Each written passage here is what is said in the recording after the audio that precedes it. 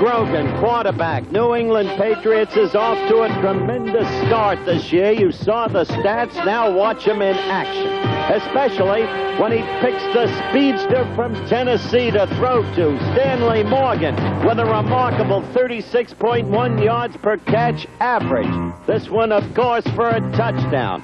But that's not the only receiving weapon Grogan has. Always, there is the all-world tight end, number 81, Russ Francis, to chew up the yardage, break the tackles. Denver has its own weapon. A kid who's erratic at quarterback, but a kid who against the Dallas Cowboys showed what he can do. He, like Grogan, is an excellent scrambler, has the mobility, and then can pick off the receiver. That's what he did against Dallas in a crushing victory. Tonight, the Pats against the Bronx.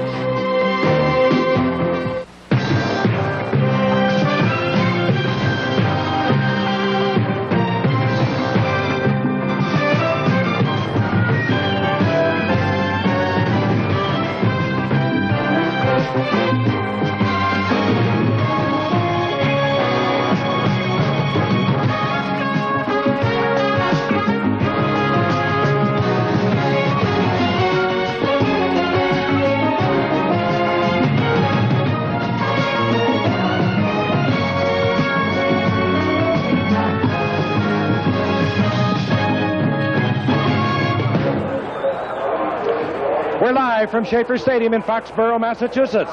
ABC's NFL Monday Night Football. The Denver Broncos against the New England Patriots. This ABC Sports exclusive is brought to you by Buick and your Buick dealer, who invite you to see all the 81 Buicks from Riviera to Skylark to the new Regal. Wouldn't you really rather have a Buick? And by Light Beer, everything you always wanted in a beer and less. That's the crowd as you see it at Schaefer Stadium in Foxborough, Massachusetts. Hello again, everyone. Denver against New England. Traditionally, these two teams play a high-scoring game. We hope to have one for you tonight. Denver struggling against a taxing schedule and struggling after its first three games, hoping to come alive. New England, a very important game for the Pats because a win tonight keeps them tied with Miami and staying only a game behind the astonishing Buffalo Bills. Under any circumstances, the Pats thus far this year troubled internally. 4 holdouts. Sam Bam Cunningham is still away. He's up for grabs. So is an underrated but very solid quarterback, Tom Owen. But back and to see action tonight, activated as recently as 4 p.m. Eastern Time today, the great cornerback, number 40, Mike Haynes, and the slashing nose tackle, number 64, Richard Bishop. To fill you in further on the Pats, here is the ineffable Frank Gifford. You are amazing, Coach. Yesterday, London, tonight, Boston, Las Vegas on Thursday, and then, of course, Chicago next Monday night. A bottle in my head. Then the Smithsonian. The Patriots, led by Steve Grogan, who's playing the kind of football the Patriots thought he could play since they drafted him back in 1975. He can do it all, but he's been erratic over the past few years. He is the leading passer in the AFC after 3 games, coming into tonight's game. And he has some great, outstanding receivers out on the outside. Of course, Harold Jackson, you know him. He's been around 13 years. But Stanley Morgan, number 86 for the Patriots, is developing into one of the great deep threats in pro football today. He's caught 7 passes thus far this season, 4 of them for touchdowns, 2 of them last week, 68 and 40 yards against Seattle, and he was a key factor in that game. New England chasing Buffalo, of course, in the AFC East, and they know they're going to have a chase on their hands because Buffalo is 4-0. Denver, well, they have San Diego in their division. San Diego is 4-0. Right now, Denver is 1-2. Man who's never 1-2, the Dandy Men. Dandy Don. That's right. You're right.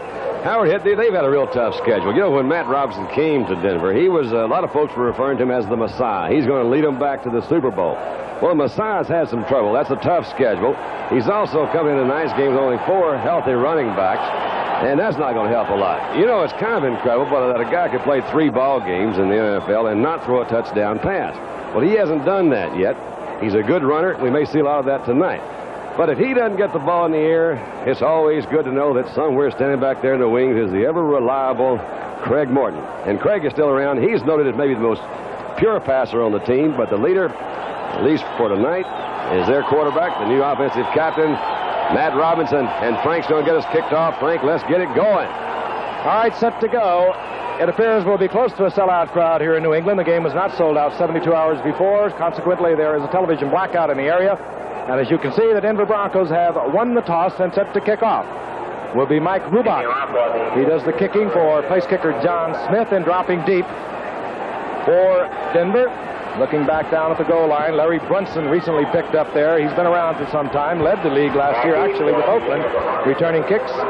And of course, he is in there because tonight the Denver Broncos had to put Dave Preston on injured reserve, so he will not see action tonight. We're set to go. New England is 2-1 thus far in the season. Denver is 1-2. Rubach hits it. It is taken by Brunson at the 4-yard line, and Brunson looks for the wedge and gets out over the 20-yard line and piled up there. Enthusiastic crowd here tonight, and let's meet the offensive unit for the Denver Broncos. Our quarterback Matt Robinson, who came this last year in a trade from the New York Jets. They are hurting in the running back area. Out on the wide post, it will be Haven Moses, and of course Rick Upchurch, dangerous from anywhere. There is your offensive line. Set to go. They mark it at the 20-yard line. Denver's first possession. Matt Robinson brings them up last week. He suffered a telling blow, 4 interceptions against San Diego, and they exploited almost all of them, beating Denver 30-13. They need to bounce back tonight. Handoff, Otis Armstrong in there for an injured Dave Preston. Of course, Otis Armstrong, a great performer over the years, off and on for the Broncos. Now in his 8th year. There is your defensive unit. That will be enhanced considerably by the return of Richard Bishop, although he will only see spot duty tonight. Those are your linebackers. Watch Steve Nelson, number 57. And there they are, the secondary made up all of number 1 draft picks. And when they bring Mark Haynes in tonight as the 5th man in the nickel, they will be 5 of the men, all number 1 picks. Armstrong with a 5-yard pickup, 2nd down and 5.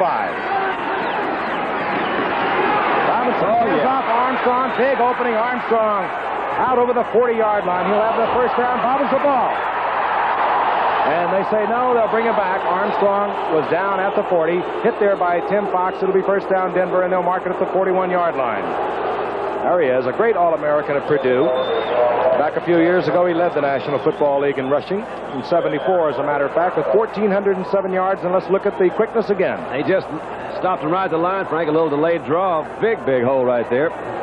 You get an idea when you see a hole that big that somebody may have made a mistake on the defense. The fumble was occurred after he was down. Again, the 1st and 10 at the 41-yard line of the Denver Broncos. We're just underway in New England. Inside handoff, Armstrong, the workhorse this far. He's out of the 45, close to the 46, a gain of 4. It'll be 2nd down and 6. Hit there by Rod Schote. And, of course, Red Miller looking on. He's an intense coach. He is that. He was very unhappy with the play on the left side of his offensive line last week. Made no bones about it, talking of studded and classic. Right now, they've been running to the left side and effectively. Miller in his 4th year now. He's taken the Broncos to the playoffs and the Super Bowl. Inside handoff. This is the big man. This is Jim Jensen, who has been the workhorse thus far for the Denver Broncos this year. Short of the first down out near midfield. It'll be 3rd and about 1.5 yards. Jeff, that's the guy that Miller was delighted with last week. Jensen, you'll remember him as the big kid from Iowa who so impressed Landry and the Cowboys some years back. They didn't have room for him. That's the way Denver got him. And he is a fine all-purpose athlete whom Miller feels is coming into his prime now. He is a good one. Had a knee injury. 3rd down, 1.5 yards. The 2 tight ends are in. That means 85 Ron Egloff comes in for dinner, and they've been the short yardage. Jensen gets the call, and he tries to surge for the first down. This will depend upon where they mark it. He was close. Steve Nelson in there at the bottom of that pile, as he generally is. Mel Lunsford sliding over. Hamilton. And I believe they're going to mark it short of the first down. That means it'll be 4th down. And Otis Armstrong comes back out for the Denver Broncos on 4th and short. And that would indicate that they were going to run. And now they send out the punting unit, and that means it will be Luke Prestridge. We saw that kid come up, Don. He's from Texas, a free agent from Baylor. Yeah. He loves it up in that real thin air in Denver, man. He says, I can get that ball up in the air, and it just sails on me. Not down like in Waco. There's Roland James, 1st-round draft pick out of Tennessee. Dropping deep. He was spectacular returning punts in preseason. Prestridge aims it for the corner. Boy. Doesn't get it into the end zone. Touchback. It'll come out to the 20. And a 49-yard punt by Luke Prestridge. And now we will see the New England offense. It's been hot. They've scored over 30 points in each of the 3 previous games. They're 2-1. They'll have possession when we come back. The New England Patriot coach, that's Ron Earhart, 9-7 last year. A troubled offseason for Earhart. We spoke about it at the top of the show, the holdout situation. But 2 of the key performers are back. Mike Haynes, the all-pro cornerback for the last 4 years, is back. You'll see spot duty tonight, as is Richard Bishop. Still unsigned, of course, Tom Owen, the quarterback, and Sam Bam Cunningham. 1st and 10. The New England Patriots have the ball at their own 20-yard line, following the touchback. Rogan, the quarterback, in there with Vegas Ferguson and Don Calhoun as setbacks. And this will be Vegas Ferguson, the first-year man out of Notre Dame. You see the flag goes down as Ferguson tries to turn it upfield, scrambles for a yard and a half. But again, the flag is down. Reuben Carter sliding out there from the nose position to make the stop, along with Barney Chavis, the defensive left end for the Denver Broncos. Our referee tonight is Red Cashion. There'll be a motion, and is called against the New England Patriots. And while they mark it off, let's meet the offense with Steve Grogan, the quarterback, of course. Vegas Ferguson, the rookie all-time rushing leader for Notre Dame. The wide receivers, and they are a package. 29, Harold Jackson and Stanley Morgan. Morgan, of course, with that blazing speed. 4 touchdowns and 7 receptions. Good offensive line. We'll see. Number 18 on the offense. Penalty is declined. It'll be 2nd down. We'll see many changes in there, but we'll keep you posted. You heard the call of Red. The penalty declined because of lack of yardage on the first offensive play by Vegas Ferguson. 2nd down and 8. The Broncos with a lot of confidence in the defense, although it has not been playing this year as it has in past years. 2nd down and 8. Ball inside the 22-yard line of New England. That's big Russ Francis, 81, in motion. Calhoun gets the call and cuts back, and Calhoun out over the 25 to the 26-yard line.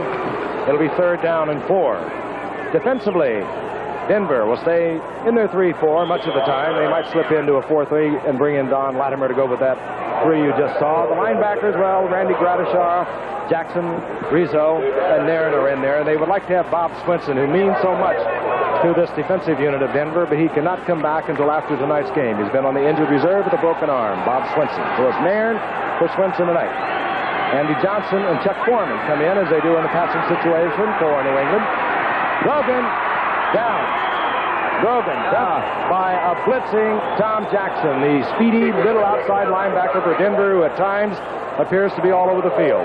Now that's what Denver has not been doing so far this year, the way they did it in past years. That familiar swarming defense with the linebackers all over the place, particularly Gradishar and Jackson. That is only their 3rd sack of the year. This is Mike Hubach. Rick Upchurch is deep. Hubach kicks it low. Upchurch, a dangerous return man. Takes it to midfield and gets to the 45-yard line before he's buried by the defensive unit of New England. They'll mark it close to the 44-yard line. Hustling down there first was Bob Golick for the New England Patriots. So Denver will have good field position. They'll be at the 44-yard line of New England. And we'll be back in a moment. Stadium, Foxborough. The New England Patriots, the Denver Broncos. The Broncos, good field position. They have the ball at New England's 44-yard line. Matt Robinson brings it up. Hands off to Jensen, and Jensen finds an opening over on the left side. Gets inside the 40-yard line. Met there by John Zamberlin and Rod Schote defensively for New England. A pickup of 6. It'll be 2nd down and 4. Interesting, isn't it, Don? They continue to run left. Well, it is interesting that they're running left. And you could say a couple of reasons. You mentioned a while ago they were a little bit upset with that Studdard and Vlasic as of last week. Maybe they've found some way to inspire that work on that side. What do you think? Inspiration. Robinson put Moses in motion, goes with the draw play to Jensen. Bounces at the line of scrimmage and surges forward for a couple of yards. It'll be 3rd down and 2. Steve Nelson in there initially on the stop. What you see at the bottom of the pile, John Zamberlin and the big nose man, Ray Hamilton. Oh, Sugar Bear. You know, it is 106th consecutive game tonight. I think it's funny. What's that, Frank? I'm sorry. I jumped in there again. What's that? He started how many games? 106. 106. That's a way to go, Sugar Bear. Third down and short yardage.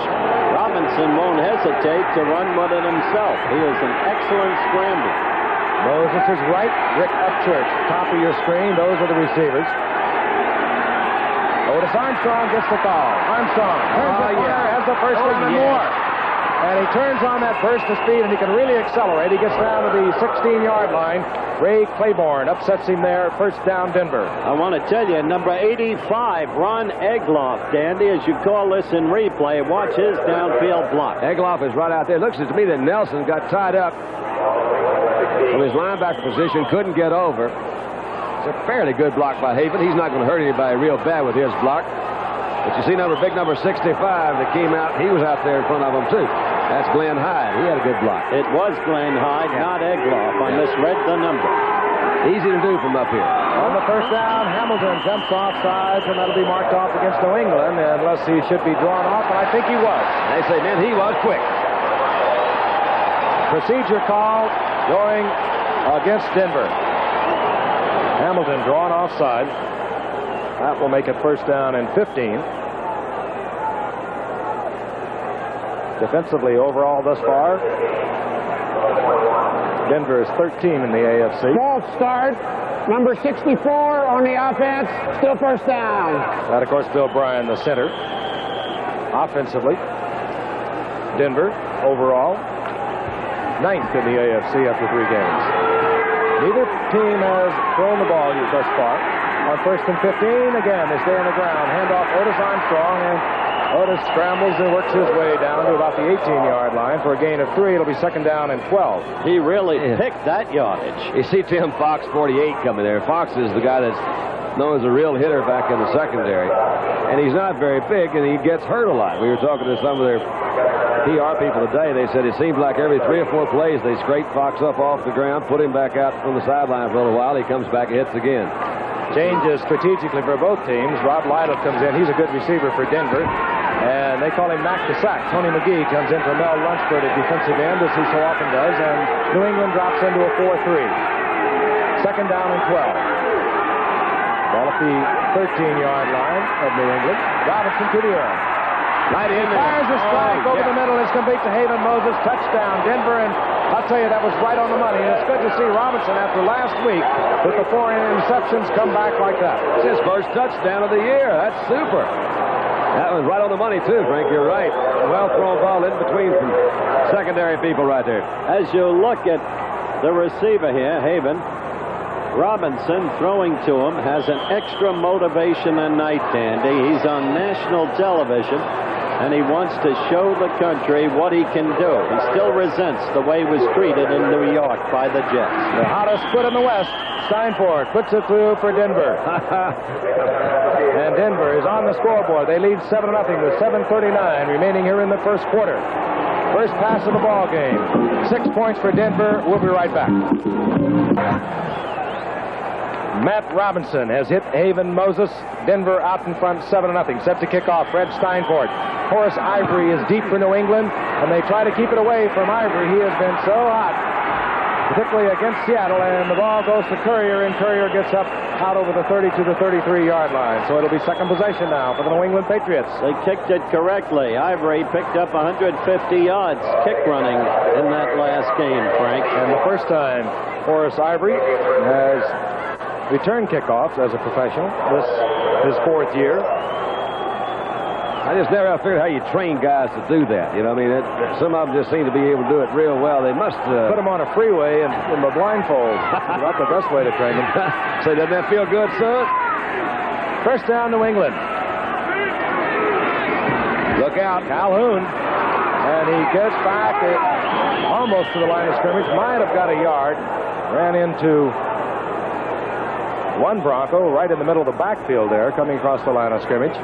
Oh, Bryson Manor made some good penetration across the line, kind of blocked it up in the backfield and never got that thing started. Calhoun never got any speed going before he got to the line of scrimmage, so consequently didn't make much yardage. Bryson Manor is another guy Miller hasn't been happy with. He gets no pass rush from him. Alzado is gone. Well, now when Alzado was there, they had, how many of them, I shouldn't talk about numbers when I don't know them, but I know they dropped off an awful lot the year Alzado left in total number of sacks. On on 2nd down and 8. Grogan to the air, dumps it out into the flat. It goes to Vegas Ferguson, and Ferguson hurdles forward to the 40-yard line, short of the first down. It'll be 3rd down and 3 out there. Dandy, you didn't do the preseason game with us up here against Philadelphia. When we got our first look at Ferguson as a professional, he is much like the younger Chuck Foreman. He gets yardage that you don't think is there to get, and somehow he gets more yardage than you think can be gotten out of the play. He's a very deceptively efficient ball player. That's probably why they brought Chuck Foreman in up here, so that Vegas could see him every day. All right, 3rd down and 3. The ball right at the 40-yard line. Francis in motion, and Grogan will put it up again. Again, has to dump it off. This Ferguson again. He'll get the first down easy, and he maneuvers down to the 50-yard line. It'll be marked at midfield. First down, New England. And I'll tell you, I was with you, Howard, and we both remarked what quickness this man has. And obviously, he can catch the football, but then again, if you think back about the great career he had at Notre Dame, rushed for over 3,400 yards there. Well, he's just one of those special backs, not too large. Very durable, Giff. Very durable. Oh, yes, he is. I like what Grogan's doing so far right now. He's going to bring those linebackers up, or he's going to keep hitting Ferguson. He says, I'm going to just throw it out there short. The linebackers are getting good deep drops. That's Harold Jackson in motion. Vegas Ferguson, and again cuts back to the inside, and that's good running. That was a small hole there. I see what you're talking about. 5 yards at a time. You know, when you think there are only 2 to be gotten, he will get the extras. Pick up a 5. It'll be 2nd down and 5. Remember, Don, if you look at the record, these teams traditionally play high-scoring games, and we're ready for one, I'll tell you. All right. 2 fine cornerbacks for Denver. Louis Wright out of the left corner, Steve Foley on the right corner. They'll need to be tonight because there are 2 splendid wide receivers for New England, Harold Jackson and Stanley Morgan. 2nd down and 5. Russ Francis in motion. This is Calhoun, and again Calhoun is met behind the line of scrimmage. First it was Reuben Carter, and this time he does not get back to the line of scrimmage. There'll be a loss of a yard. It'll be 3rd down and 6. Sometimes you wonder, Reuben Carter's from Miami, so is another great top draft choice of the Broncos, Don Latimer. Now, Frank, you were saying today you don't think Denver really has the personnel to play the 34 defense.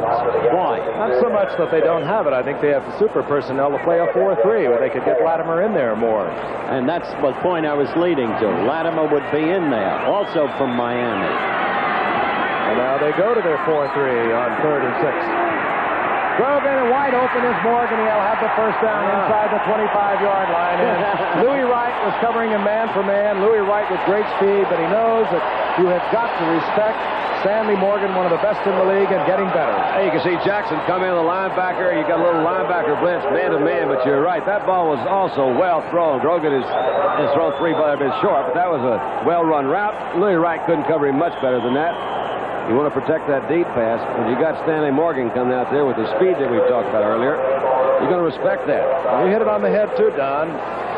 2 times before, Grogan looked for Morgan, hit it in the flat. The linebackers had laid off. That time they covered because of the 3rd and 6, and Morgan was open. Harold Jackson in motion. Vegas Ferguson following Calhoun. Big opening. Ferguson down to the 12-yard line. Just exploded through there. How do you like my boy from Notre Dame, huh? He's terrific. Another thing, I got to tell you a funny story, Frank. You had left after lunch. I was sitting with Stanley Morgan. I was talking about what Louis Wright might do to him because Louis is all-pro every year. He said in this league, once a guy makes Pro Bowl, they name him automatically every year. Wright will have no chance against me. Just watch. Morgan, of course. Did he really say that? Morgan also was in the Pro Bowl. So he'll be automatic from now on. Harold Jackson in motion. Vegas Ferguson. Calhoun out in front again. So John Hanna. Hanna with a superb block. As Ferguson takes it down to the 6-yard line. A big John Hanna. Number 73, and he might be the best in the business at the guard position. Got a super block for Ferguson. And he seems to be happy here now after the great Hannah Gray walkout of a couple of years back. Hard to believe that a guy 6'6" and he's trimmed down to about 265. I'm talking about Hannah. He used to play like 285, and of course he's got good speed. There was a game of 5. It'll be 2nd down and 5. They mark it inside the 7-yard line of Denver. Denver, of course, out in front, 7-0 in New England, threatening. Here's Ferguson again. Good defensive play, hustling out there, Rob Nairn, that left defensive linebacker. It was a good defensive play. It was. Kept his feet. The blockers usually try to get on top of the linebacker's feet. He played him off well with his hands. It was a big play. In fact, we raised that very point in a meeting this morning. That's where they so miss Swenson, because he's known as a big play guy. And Nairn doesn't usually execute the big play, though he's a reasonably consistent player. Just there, a big play. Now for New England on 3rd down and long, 3rd down and 8. They can get a first down inside the 2. They bring in Andy Johnson, number 32, and Chuck Foreman, number 22. Both good receivers.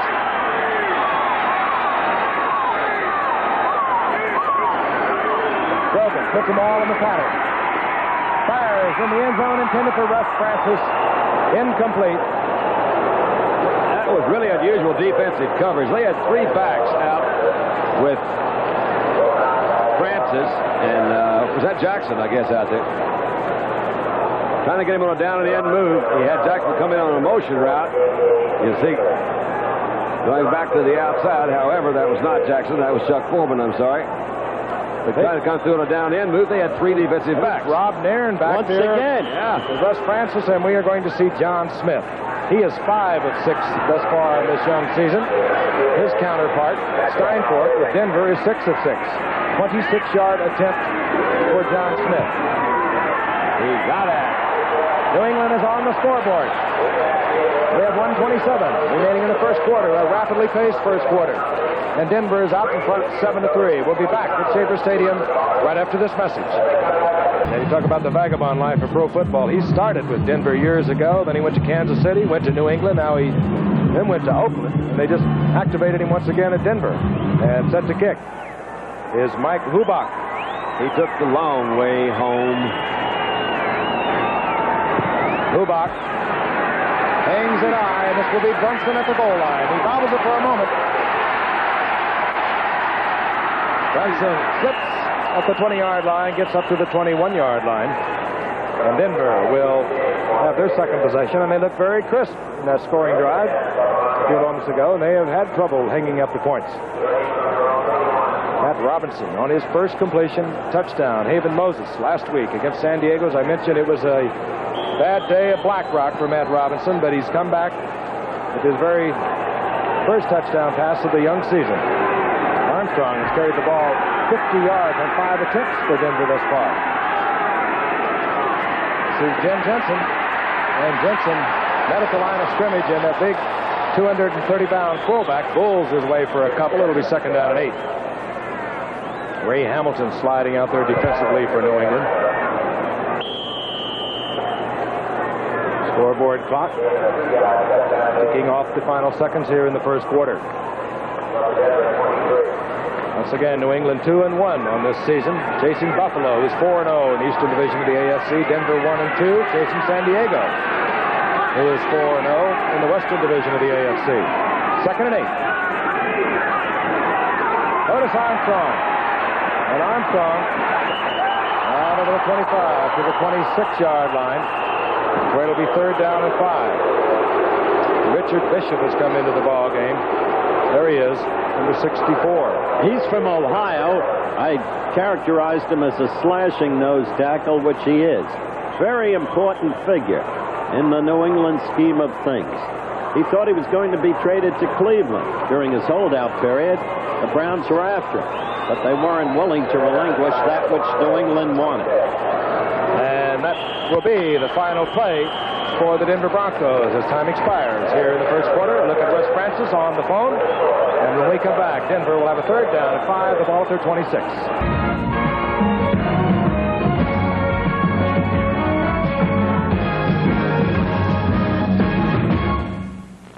Facing the sidelines, your old teammate, Craig Morton, Don. Yeah, he's really not bad, I'll tell you. He's certainly durable. He's been in there for a good long while. You can see those stats. You don't just compile those, but he's hanging around on the sidelines all the time. He's played some good football, and they hope still has some good football left in him there in Denver. He came in and played quite a bit last week. Denver with a 3rd down and 5. The ball at the 26-yard line. Jensen and Armstrong, those are setbacks. To the air, Matt Robinson stays in the pocket. Looks out for Jensen. Incomplete. A flag is down. And we could very well have a holding call. And while we figure out the penalty, we'll take a look at the stats for the first quarter. Rushing advantage clearly to Denver, noticeably so. Otherwise, they're pretty even. The total yards aren't that far apart, and the time of possession remarkably equal, Don. Almost the same, as they'd say. You see the teams changing on the field. Holding call. Number 70 on the offense. Penalty is declined. It's 4th down. Dave Studdard holding for Denver. New England wants the football. They decline the penalty. We'll see Luke Prestridge in dropping deep. 38, Roland James, a rookie from Tennessee. Good speed. A 13.5 hurdler down there at Tennessee.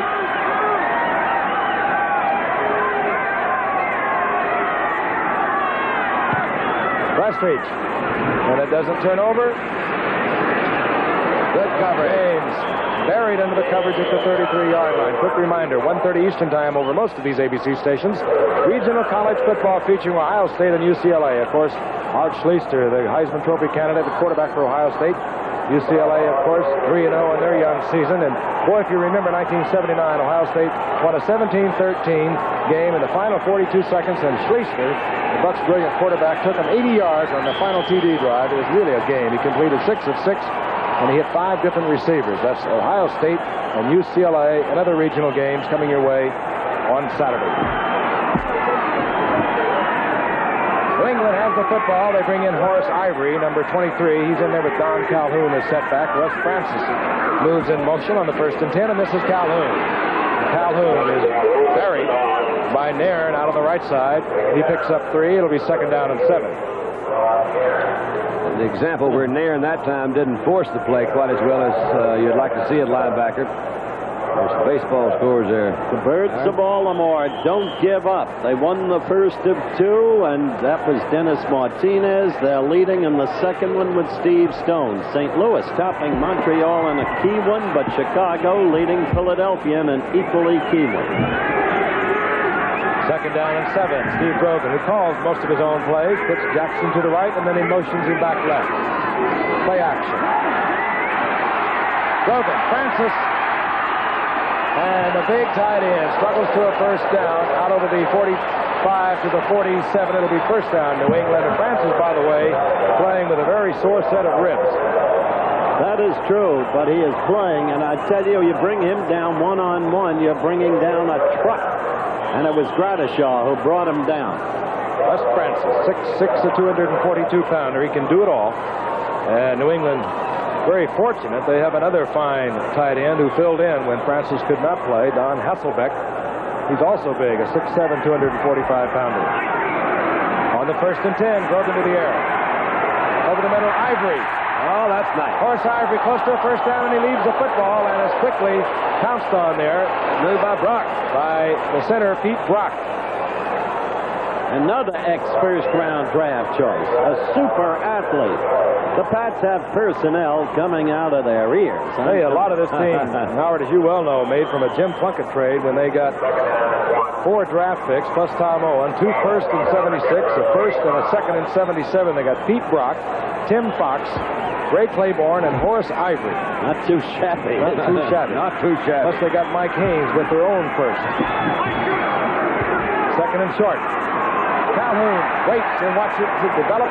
Gets the 1st down, but a flag is down. But that's a good evidence, Don, it seems to me, of why Calhoun is so valuable. He's what we call the in-between. He's not big enough for the fullback, yet a little big in the average halfback. You see the call there.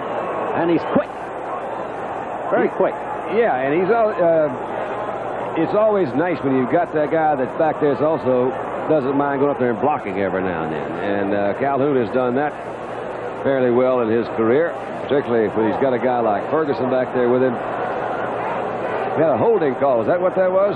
Marked off against New England. Here's the call. Holding during the run. Number 81 of the offense. Still 2nd down. Oh, rookie Russ Francis. Boy, I'll tell you, they just blurt it right out for everyone to hear. You know, see the players talk. You can almost pick out the guilty party before they even announce it, because he knows what's coming up. Reminds me of my dog Charles when he's bad. So Charles at Clarksdale. Second down and 11 for New England at the 45-yard line. Center Pete Brock, who alternates with Bill Lenkitis, did not like the shape of the football. Out it goes, and we've got a new pigskin in, which is actually a horse hide. Second down and 11. New England from their own 45. Broken to the air again. Fires over the middle, and it's complete to Calhoun. Calhoun, and he just barrels over Tom Jackson, taking him with him for a first down at the 42-yard line. I tell you, Grogan looks so different from when we had him in the preseason game, Frank. It's unbelievable. He's picking them apart. Well, he's moving around rather gingerly on that sore knee, but I do think he is. I was talking to their coaches today. They really feel he's learned his offense really well. They've had a remarkable success under Grogan, really, since he's been the starting quarterback. He took over when Plunkett left. They lost those last five games of that season. But since then, he's had a remarkably good one-loss record. The first down at the 43-yard line. That's where they mark it, and the handoff to Calhoun. And Calhoun runs quickly into Tom Jackson, who was there first along with Joe Rizzo. Rizzo 59, Jackson 57 defensively there for Denver. Gain of about a yard. It'll be second down and 9. Speaking of Grogan, he did not work out with the team until last night. He had the knee aspirated on Monday following last Sunday's come-from-behind victory over Seattle. Wait a minute. He did what? Got the knee drain. Thank you. You said aspirated, didn't you? Well, I thought I did. That's good, Frank. It's also Second and 9. correct. I know. That's good. I really like that. I'm most Francis in motion. Grogan wants his big tight end, Francis. He's there. And flags are all over as Francis went up at Bernard Jackson. And Bernard Jackson, 6 feet tall. Francis is 6'6". And I don't think there was any question about that. I think it was visible to all of you, and that's the value of Russ Francis. He's got the speed as well as the size to be the deep threat, which you want in a tight end these days. And second, with that size, he knows how to use it. He's an excellent leaper on top of it. I'll tell you what he's really good at is getting away from a linebacker. Tight ends, of course, are hounded by the linebackers at the line of scrimmage. Pass interference by the defense, number 43, first down. 43. Call is against Steve Foley, but I do believe it's against Bernard Jackson. They can't always get those numbers in the swift-moving part of the action. I'm sure that call was against Jackson. First down goal, New England. They trail 7-3 at the moment, but they are threatening. Ivory lowers his head and barrels down around the 2, and another flag is down. Rob Nairn defensively along with Randy Gratishar. Bill Thompson up from his safety spot, number 36. Looking back to that last Grogan pass to Francis. There's an injured Bronco down on the field. And we are waiting the call on this flag. But have you ever before seen Grogan loft one the way he did there? He usually always threw bullets, and the observation used to be he had no touch. That's Joe Rizzo, the injured Bronco, on the artificial turf here in New England, being treated. We'll be back in a moment. Joe Rizzo is the injured Denver Bronco, and Denver, with already Bob Swinson out of the lineup, can ill afford to lose Joe Rizzo. Joe Rizzo, quite a story in this game. Came up as a free agent in '73, and they told him he couldn't pass the physical of Buffalo. Came up from the Merchant Marine Academy as a free agent.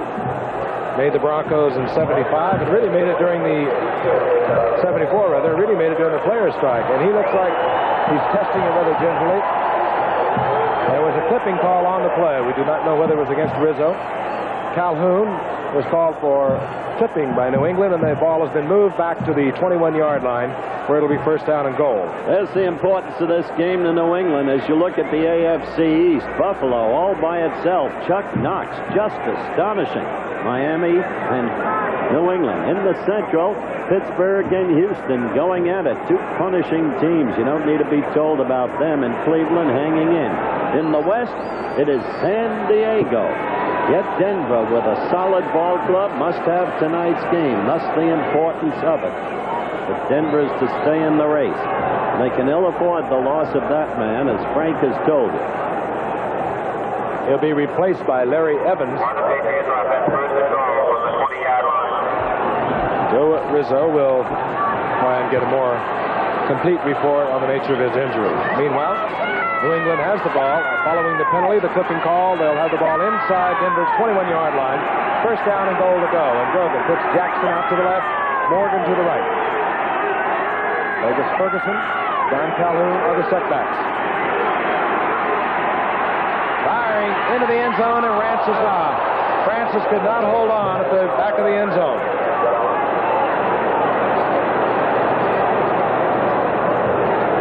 There's the great youngster from the University of Pittsburgh, Matt Cavanaugh, had a spectacular preseason, and of course is being groomed for the day when ultimately Steve Grogan will give way, as everyone does, even Dandy Don. That's right. Everybody. Another penalty indicated against New England. The discussion there, of course, with Randy Gradishar, the acting captain for the Denver Broncos. Probably will move them back, respecting the foot of John Smith, the field goal kicker from New England.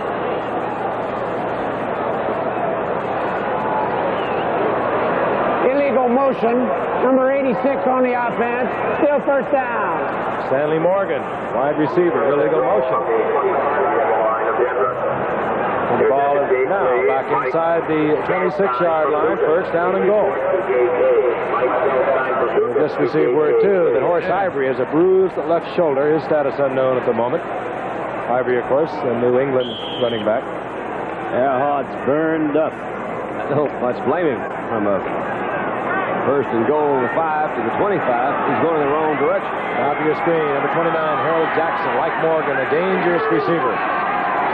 Morgan split wide to the right. Denver trying to show blitz. Now they drop out of it. Grogan has the time. Firing for Francis, and he uses all 6 feet 6. Comes down with the football down around the 4-yard line. That's really the kind of pass you were talking about earlier, is Grogan's ability, or he seems to have improved in this area, of being able to drop that ball over the linebacker's head into his receivers. I believe there's a penalty going on. They roughed the passer that time, so they'll put them back down there close to where they were when they started. But I think he really has improved in that area of developing touch, and that's one of, I think, the most difficult things for a passer to learn. It's awfully hard to do. He just has worked very hard. Lay that thing over the linebacker's head. He's a good passer. Half the distance to the goal on roughing the passer. Here's the call. We'll find out who is responsible. Roughing the passer, number 79 on the defense, first down. Watch Barney Chavis, 79. Hit. Oh, yeah. That's one of the rules that's been changed. It's really a judgment call, but they're really trying to protect that quarterback. And when he lets go of the ball, you've got to say hands off. And, of course, with the penalty, automatic first down. The ball at the 2-yard line, first and goal. The 2 tight ends are in now. Francis, 81. Hasselbeck, 80. This will be Ferguson. Vegas Ferguson scores. And New England takes the lead. That's a different attitude, isn't it? It's amazing what a couple of plays will do. Now Red's over there saying, what happened? They were all the way back with a first and goal at the 26. 1 catch and a penalty, and they go in on the next play from the 2-yard line. Steve Grogan, off to his best start of his young career, passing over 60% coming into tonight. 8 touchdowns. And they haven't been dinkers. They've been big ones. Here's John Smith for the conversion for New England.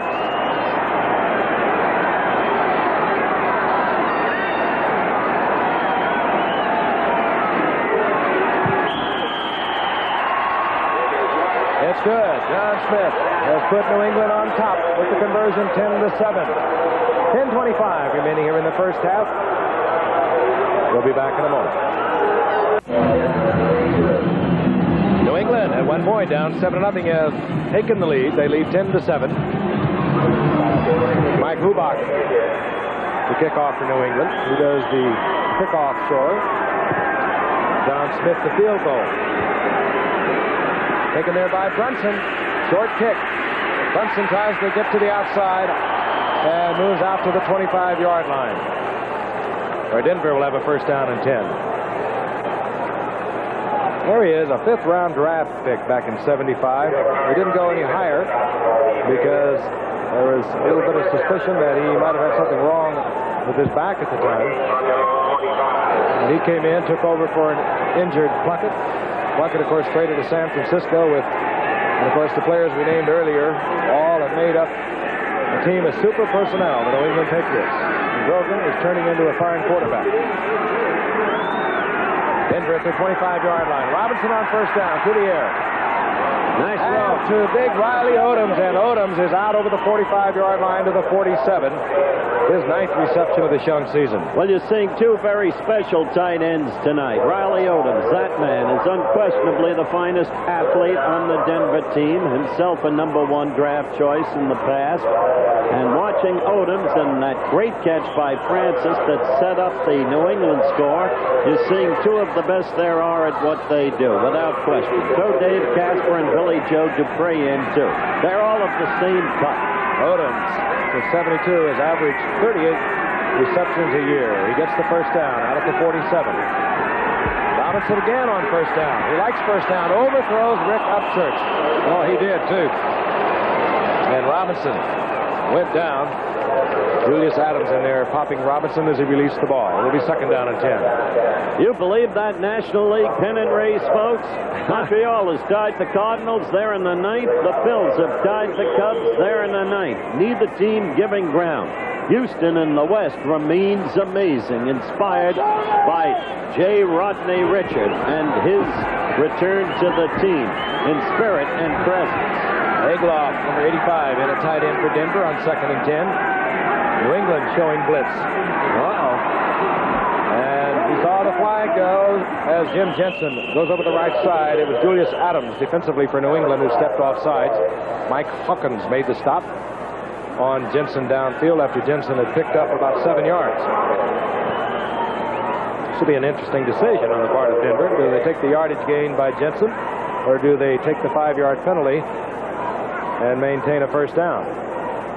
By the way, Frank, we're told Rizzo has a strained left knee. What that portends for the rest of tonight and for the future, in fact, remains to be seen. I think that's one of the telltale signs of Denver this year. You're seeing that defense, which has been their strong suit for so many years, gradually being picked apart a little bit, and unfortunately through injuries, most of them, with Alzado leaving a couple of years ago. But coordination is the key. Offside, number 85 on the defense, still second down. Number 85 on the defense is Julius Adams. Mark the ball at the 48-yard line. Second down and 5. Otis Armstrong, he's piled up at the line of scrimmage. He might have squeezed a half a yard out of it, but a swarming Denver, or rather New England defense, led by Steve Nelson and Julius Adams in on the stop. It'll be third down and 5. You're seeing Kelvin Clark, 73, in on the offensive line for the Broncos now. And the reason, and he was a top draft choice a couple of years ago, the reason he's in there now is because Red Miller was so dissatisfied with Studdard's play last week. Moses split to the right, Rick Upchurch to the left. Upchurch had been open earlier on this series. Robinson overthrew. Robinson trying to get the ball off, and he is sacked. Good defense. Tony McGee, Mac the sack they call him. He got help from Richard Bishop. Bishop is coming in that obvious passing situation. That time you're right. McGee just made a real quick move to the outside. Robinson tried to step up. No place to go. Tony McGee's led New England in sacks 5 consecutive years. He alternates with Mel Lunsford coming in on the sure pass. Right now we'll see Luke Prestridge to punt for Denver. Roland James settles in back around his 13-yard line. There he is. Prestridge looking for the sidelines, and he'll get him inside the 20. In fact, they'll mark it right at the 20-yard line. So New England will have the football at the 20-yard line. We have 9 minutes and 2 seconds remaining in the first half. They have a lead of 10-7. Back Back at Foxborough, Frank Gifford, Howard Cosell, Don Meredith. Not too far from Brockport, where tonight there's a big celebration going on for Marvin Hagler, middleweight champion, after taking out Minter over in London, where Howard was yesterday, in rather quick fashion.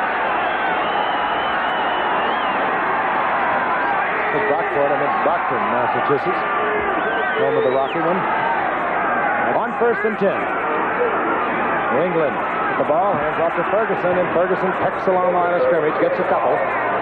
It'll be 2nd down and 8. He's an intelligent runner, isn't he, Dandy? You have done a wonderful job with him, I think, by the way. You really have. You got that boy playing really well. Let's pause quickly 5 seconds and allow our station to identify themselves. WJZ-TV, Channel 13, Baltimore. New England comes up looking over a 2nd down and 8. 8:32 remaining here in the first half. New England on top 10-7. Denver got on the scoreboard first. New England came back with a field goal, and they just added a touchdown to take the lead. Grogan going to Jackson, and a spectacular catch for a first down. No, they're saying, yes, they're going to give it to him. Absolutely. He was close. One referee was indicating out of bounds. One said no, he's got it. They call him Action Jackson from Discotheque. Watch him make this move. This is 507th career reception. Frank, you were talking. He's never missed a ball game because of injury. Never. He's played in 163 games. Is coming up 13 years ago. He rooms with Chuck Foreman. They're a tremendous pair. He's got a great say. He said, "You tell your friend Klosterman he thought I was through. I've only just begun." They mark it inside the 36-yard line. 1st and 10 New England. This is Vegas Ferguson. Big John Hannon. Oh, yeah. But it was coming in behind Rob Nairn to make the stop for Denver. It'll be a loss of 3. 2nd down, 13. Our friend Nairn is getting a lot of calls tonight. Hey, Howard, how about Hagler? How about it, Howard? I'm just glad, fellas, that Marvin Hagler was protected by the British Bobbies, who did a great job. They carried him out of that ring bodily.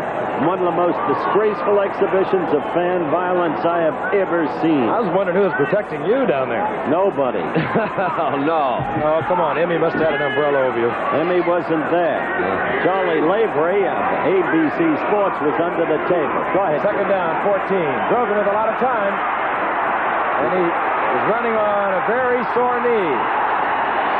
And nevertheless, he gets out to the 45-yard line, close to a first down. That's the extra dimension of Steve Grogan. But I would wonder, though, Howard, here he is hurt. He knows he's hurt. So he doesn't make that extra 2 or 3 yards. He could have gotten out of bounds, it appeared to me, that time without being hit. He picked up a couple more yards, but he got hit. You know, frankly, I think it's one of the things that's troubled Grogan. He has got a lot of talent, and over the past 4 years, he has really felt that he had to do it all. It's one of the things a quarterback has got to learn. He's got some troops out there with him, and Grogan has been trying to do everything himself over the years, and he's really settled into using his troops in the proper way, and he is off to a great start. 3rd down, less than a yard to go for the first. And it's a play-action reverse to Morgan with the great speed. And Morgan cannot use the speed, but he gets the first down out close to the 47-yard line. As you look at that picture, you see Golick, number 51. You're going to see more and more of him in the games to come, and probably more and more of him in the second half. He is a super athlete. He happens to be a Notre Dame and All-America. Last year, he had to sit out the whole year. So, in effect, he is a first-year man. They have 6 rookies on the squad in addition. But remember Bob Golick, linebacker. New England troubled on their first possession tonight, but they have put it together here in the second quarter. This is Vegas Ferguson. Good move right there, too. Ferguson again with a great acceleration. Gets 6, maybe 7 as he gets down into Denver territory at the 47. Reuben Carter sliding out to make the stop defensively there for Denver. I have made a convert in Mr. Meredith. He is fond of Ferguson's talent. Any boy of yours is going to be a friend of mine. What can I tell you? I am told, Frank, that we hope to have Holmes and Ali on at halftime, live from Las Vegas. I like the way you put it, Holmes and Ali. Hasn't Holmes been complaining about the Billy? He's right. Second down and 3. A double reverse. This was going to be a flea flicker, and Grogan knocked off his feet. This is Harold Jackson. He has blockers. He was supposed to lateral that ball back to Grogan, who was going to throw it. Grogan got knocked off his feet, and Jackson turns it into a first down at the 31. Jackson did it again. And if you're looking, Don Klosterman, Jackson is not through. Watch Grogan. He'll get knocked off. He was supposed to drift back. Jackson was going to lateral it to him. Grogan's off his feet there. There he is. Grogan tried to throw a block on Tom Jackson, and he tried to get up and try to throw another one. Harold Jackson says, wait a minute, I'll just take this thing out. Look at Calhoun with that block. They all picked it up. 61. What a team effort. And there is a injured Denver Bronco at the 33-yard line. Jackson gets the first down to the 31-yard line. That is Rob Nairn, now on his feet, says he's all right, and we'll be back in a moment. Denver's Rob Nairn is all right. He stays in the lineup, and Harold Jackson has turned a broken play that appeared to be a flea flicker into a first down at Denver's 31-yard line with 5:29 and the seconds ticking away here in the second quarter. Grogan on the first down through the air. Feels the pressure, moves out of the pocket. Throws it in their crowd and is picked off. Good. Jim Ryan has the football. Ryan filling in for the injured Rizzo. Comes up with the interception for Denver, and this is the way Denver has played football for the past 4 years. They live on the break and they make their own. A big play. I think you could see that Grogan said, nope, I made a mistake, shouldn't have thrown that one. This kind of happens too sometimes when you're maybe giving a little bit to an injury. I would imagine ordinarily would have run with that ball. Says, no, I'm going to try to protect my injury. Threw right into a crowd, and Ryan made a good move, moved in front, picked it off. He made a good move, but Bryson Manna pressured Grogan, and he deserves a lot of credit for the errant throw. Denver on first down. Robinson to Armstrong, and Armstrong turns the corner and gets out over the 42 to the 43-yard line. Gain of 6. It'll be second down and 4. Steve Nelson on the stop defensively for New England. And there, let's take a look at this young man. He's in there because Rizzo was hurt. Jim Ryan, a second-year man out of William & Mary. Denver got him as a free agent last year. Showed a lot of speed.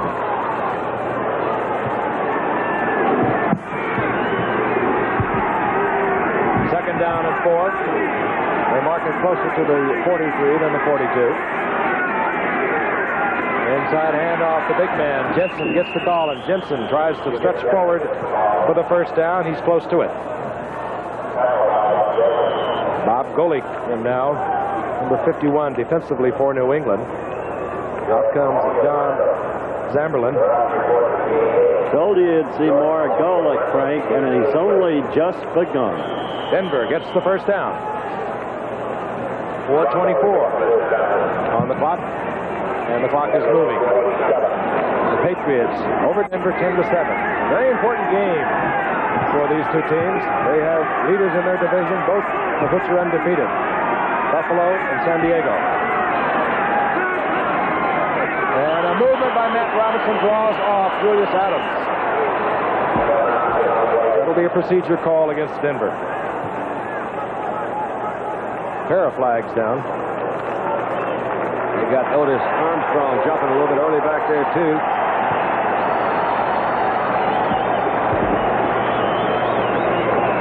You hear anything from Floyd Little? No, I haven't. Have you? Well, he studied law, didn't he? And he's a very important man. And False start. Number 17 on the offense. Still first down. Matt Robinson moving away from the center. Down remains the same. It'll be first and 15, and they move the ball back inside the 42 of Denver. Rick Upchurch, the speedy one for Denver. Spread out to the left. There he is, bottom of your screen. Out to the right is Haven Moses.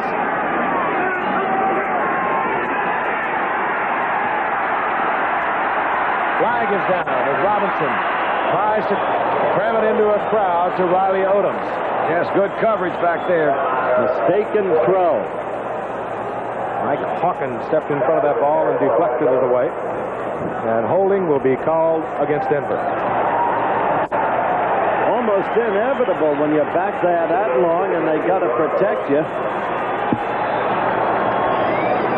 And you think what they've done, they just keep moving themselves further and further back in the hole. These guys were at good field position.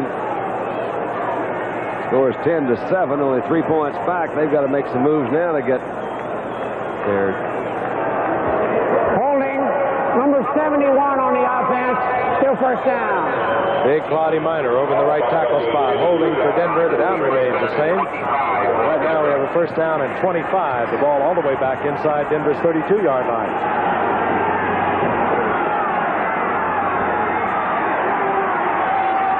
New England staying in their 3-4. Probably thinking in terms that's right of a draw or a quick handoff and piled up at the line of scrimmage. No gain. Armstrong the carrier. So it'll be second down, and we'll call it 24. Bottom of that pile, Ray Hamilton. Short. Many thought he would never be able to play when he came up as a 14th round draft pick in '73. As I mentioned earlier, this was his 106th consecutive start tonight. 6'1", 245-pounder, and he's a good nose man. He missed to Sam Hunt. Sam Hunt, who was cut earlier, at the same shape and form as Ray Hamilton. Moses in motion. Armstrong over Rob Little, and he's dropped by a hard-charging Julius Adams. That was Rob Little, and he is dropped all the way back to the 25. I think he's had that one figured out, as they'd say. Yes. Yes, smelled it.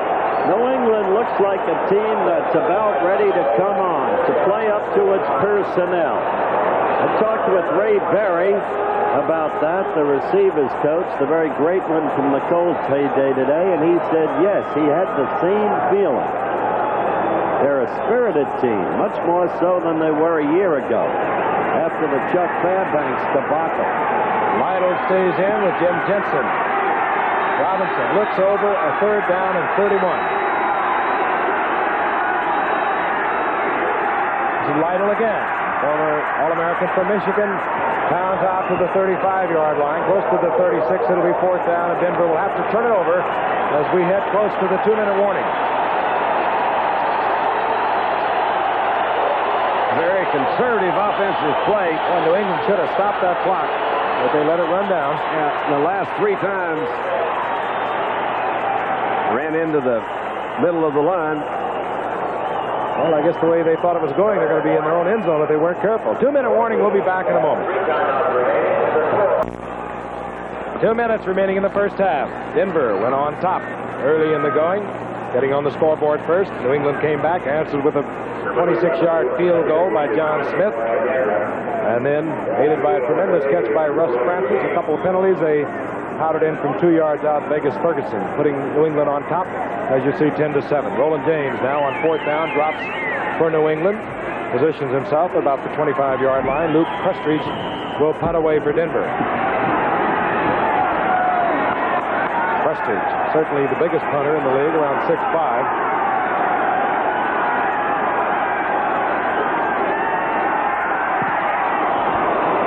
Prestridge, and goes over to the corner, taken there quickly by Brown, and Brown, or rather Roland James, and James out to the 22-yard line, and on the clock, 1:50, and New England has 3 timeouts to work with.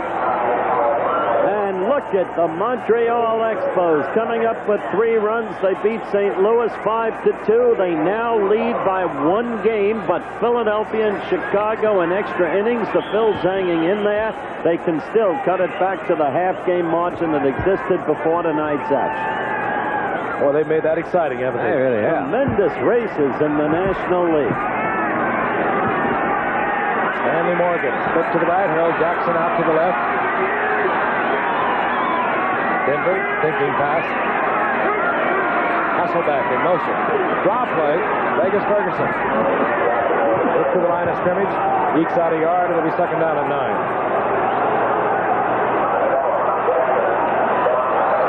1:38, and the clock ticking away the second 2 in the first half. Grogan apparently seemingly in no rush to get in and out of the huddle.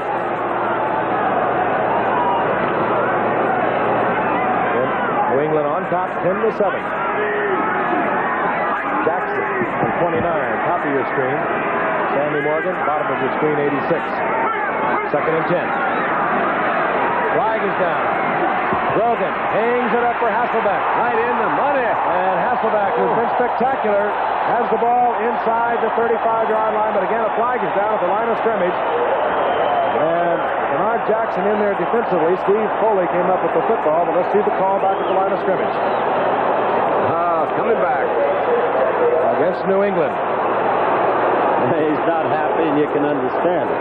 When you've got two tight ends, not one, but two, like Francis and Hasselbeck, boy, what weapons. Well, Hasselbeck got to play quite a bit more than he has been because of Francis's injury. And the coach, Raymond Berry was the guy who saw it. He said, man, he's really developed into a very, very top defense, tight end.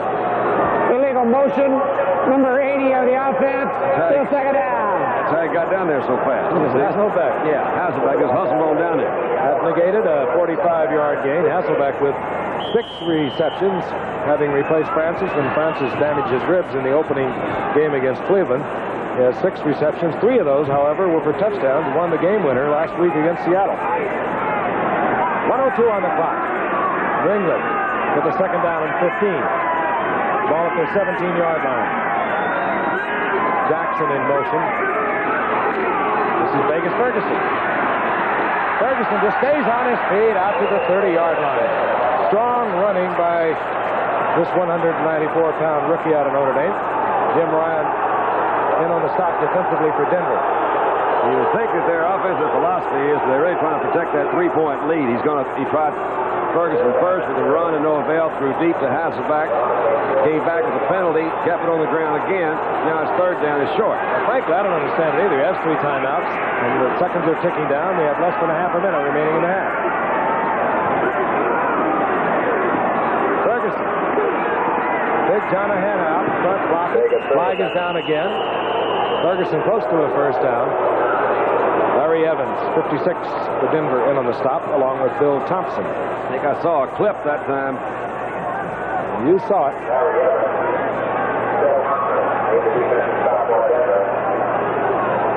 Well, Ron Earhart apparently yelled to Grogan, just run out the clock.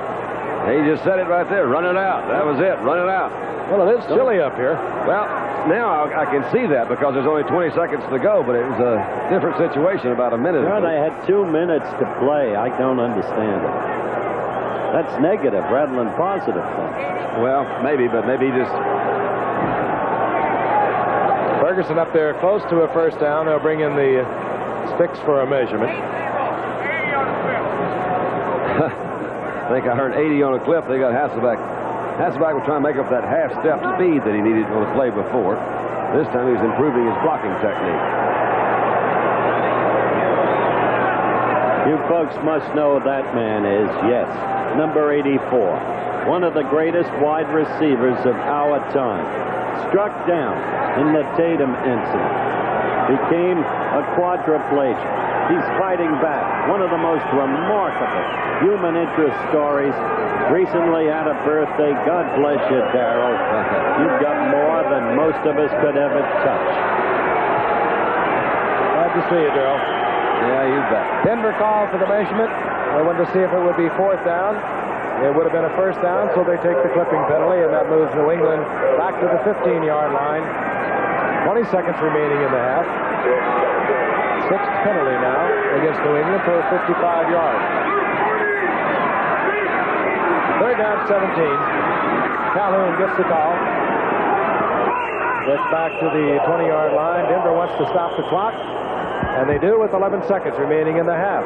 Denver hoping to block the punt on 4th down.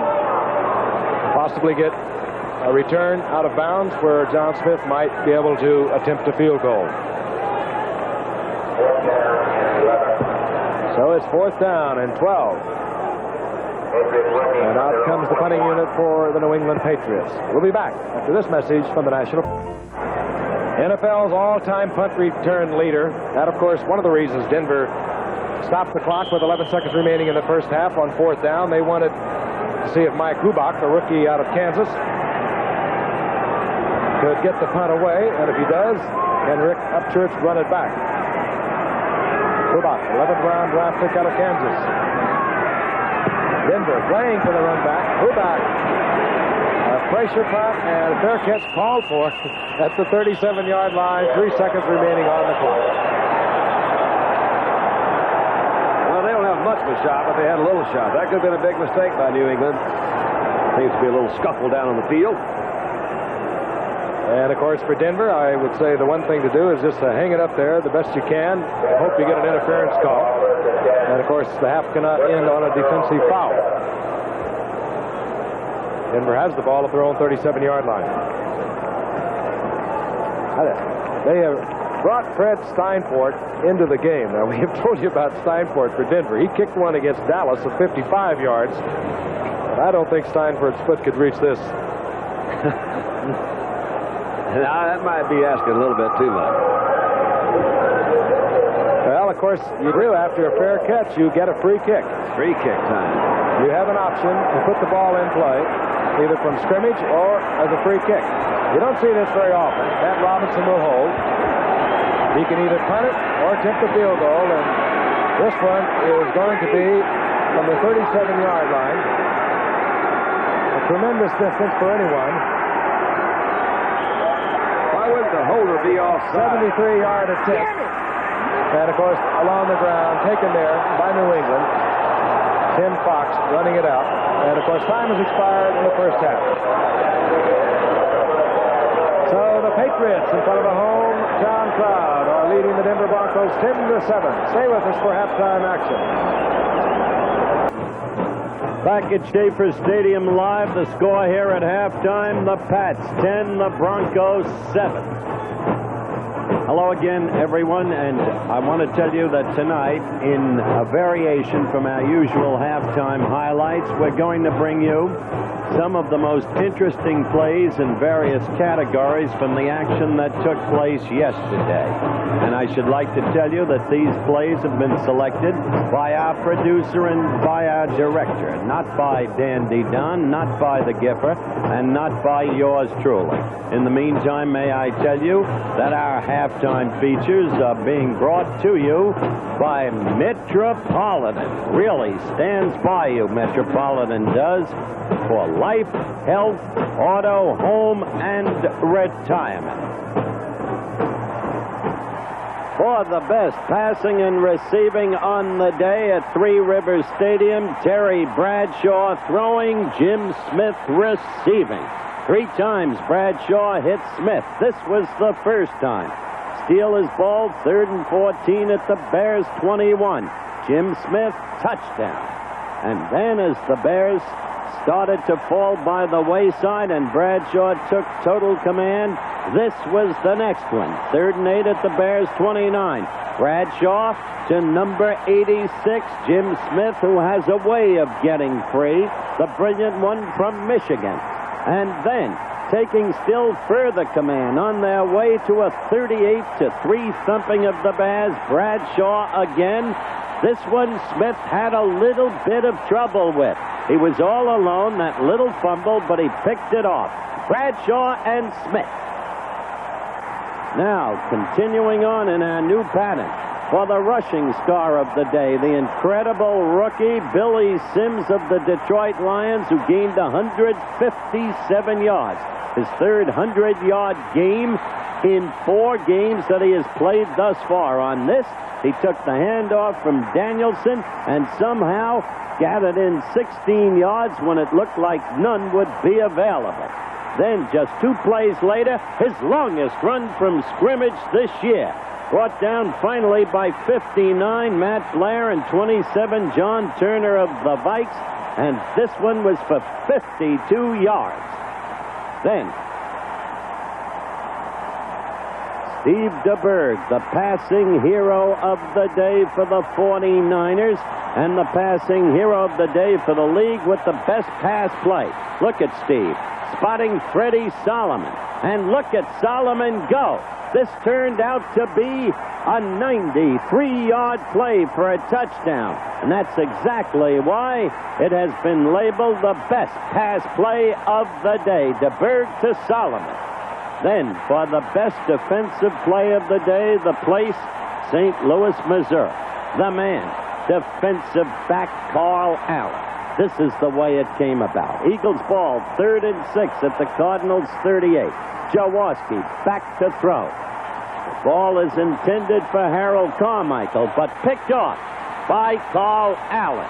Now watch Allen go. 68 yards downfield. And watch this downfield block by 76 Stafford Mays against Stan Walters, a Pro Bowl guy from the Eagles. Allen all the way downfield with that brilliant cut, and that had to be the best defensive play of the day. It set up the Cardinals' incredible upset of the Eagles, 24-14.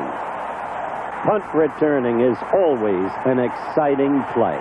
Bum Phillips knows. He had the punt return of the day yesterday. Got it from Carl Roaches of his team, the Houston Oilers. The kick by Pat McInally of the Cincinnati Bengals. Now watch closely.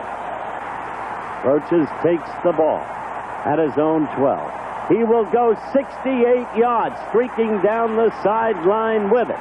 And he set up the Houston Oilers for a score, and that's what enabled Houston to come back and beat Cincinnati by a score of 13-10. Every week there seems to be a highly unusual play. This play, Miami leading 21-16. Miami's punt blocked against New Orleans. Once Miami had been trailing 16-0. And the ball recovered by the Saints. Now, only seconds left. Archie Manning throwing to Ike Harris. Watch closely. Closely. Ike Harris receives. New Orleans thinks it is won, but Ike Harris has pushed off the defender. The play nullified. Miami won it. Metropolitan really stands by you. I've been robbed. Oh, Mr. Robbed. No, he's on camera. Robbed. Don't worry. Metropolitan will stand by us. Come on, Felix. Oh, the neighbor's window. Oh, well, I'm glad Metropolitan will stand by us. Gladys, we decided to go skiing. Our car decided to go skating. For life, health, home, auto, and retirement insurance, Metropolitan really stands by you. Back at Schaefer Stadium live, halftime score, Pats 10, Bronx 7. And I want to tell you again that standing by in Las Vegas, Nevada, are Larry Holmes and Muhammad Ali. They meet for the heavyweight crown this coming Thursday night out there. I'll be back to talk to them in 30 seconds. Metropolitan really stands by you. 1, 2, 3. Glad I'm insured by Metropolitan, because Metropolitan will really stand by me. Metropolitan really stood by me, so now I have the dream house I always dreamed of. 2 daughters, double wedding. Metropolitan really stood by me. For insurance for life, home, car, health, and retirement. Metropolitan really stands by you. We're back at Schaefer Stadium. Last Saturday at the Minter Hagler fight in Wembley in London, I began with Muhammad Ali. Today I begin with Larry Holmes. Larry, question number 1, picking up where we left off. How are you going to fight this man? Tell me your strategy. Well, what I want him to do, Howard, is meet me in the middle of the ring and let's get it over. I'll get on. Fight me right there, and we'll see who can stand up, who can punch, and who's the real heavyweight champion of the world, or who is the has-been. Muhammad, you're making a lot of noise. The Daily News in New York broke a headline story to the effect that you are under the influence of a hypnotist to prepare for this fight. Jimmy Grippo, is that true? No, that's got to be crazy. A hypnotist. My hypnotist is Allah, is God. I don't need no man to get me ready. I've been doing this thing for 28 years. Ain't nobody hypnotizing me. I'm just great from the natural powers of God, Allah. So you deny the story. You heard what Larry Holmes said. How are you going to fight? Oh, you always Larry? agitating. You always get between 2 colored folks agitating. We should both whoop you. I fight like I want to fight. You just watch and see. I'm going to, like he said, meet me in the middle. I wish that was true. He says, let's slug it out. Let's meet and start rumbling. Larry, why are you on television now for the world? Do you really want to meet in the ring and start trading, or do you want to dance? I'm so fast, I'll probably get you in your own corner. No, don't listen to me jabbing. We're going to meet head on and start rumbling toe to toe. From round one, you hear me? Don't pull back, don't run, don't dance. You said that, you never going to make you back it up. You got to get the people the money worth. You think you can go one round? Oh, listen, we going to rumble. I want all the people to go circuit to get their tickets. I hope it comes off. I don't believe it's coming off. I just prayed on you to get hit by a truck and nothing happened to you. Howard, how you going to do an interview with his mouth? You can't do it. You ain't nobody. Howard? I made you. You're my shadow. How you going to do an interview with the mouth running all the time? I'm going to destroy you.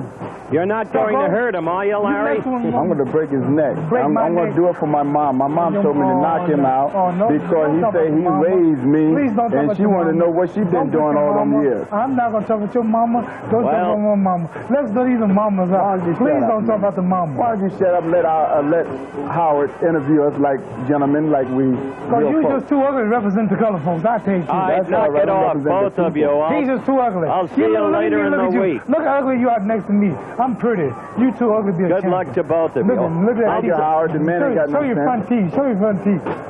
Muhammad. I'm pretty, look. I'll say this for you. You have taken off the weight. Yeah, and I'm ready. I'm going to shock the world. How much of your strength remains after that loss of weight? I lose strength if I rushed it. I took 6 months. Don't worry about that. Be there with your agitating self. And all of it, watch me destroy. Don't worry, Howard. I will knock him out. Get it over with. You won't have to listen to this after the second. All right. I want you to We'll go back to a football game. Thank you both. Good luck to you both. Ali never changes. Holmes seems very composed. Should be an interesting fight. We'll be back. The teams are coming back out on the field, and let's take a look at the scoring action in the first half. Denver got on the scoreboard first. Matt Robinson, his very first pass of the game.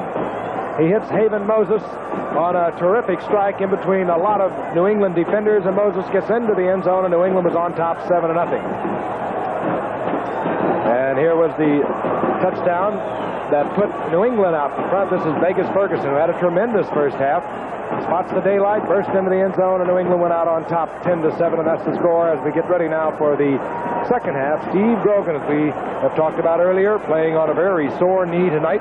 He practiced only once this week, and that was last night. Those his stats on the evening, comparable to the ones that he has chalked up in the first 3 games, passing for over 60%, 8 touchdowns coming into tonight's play.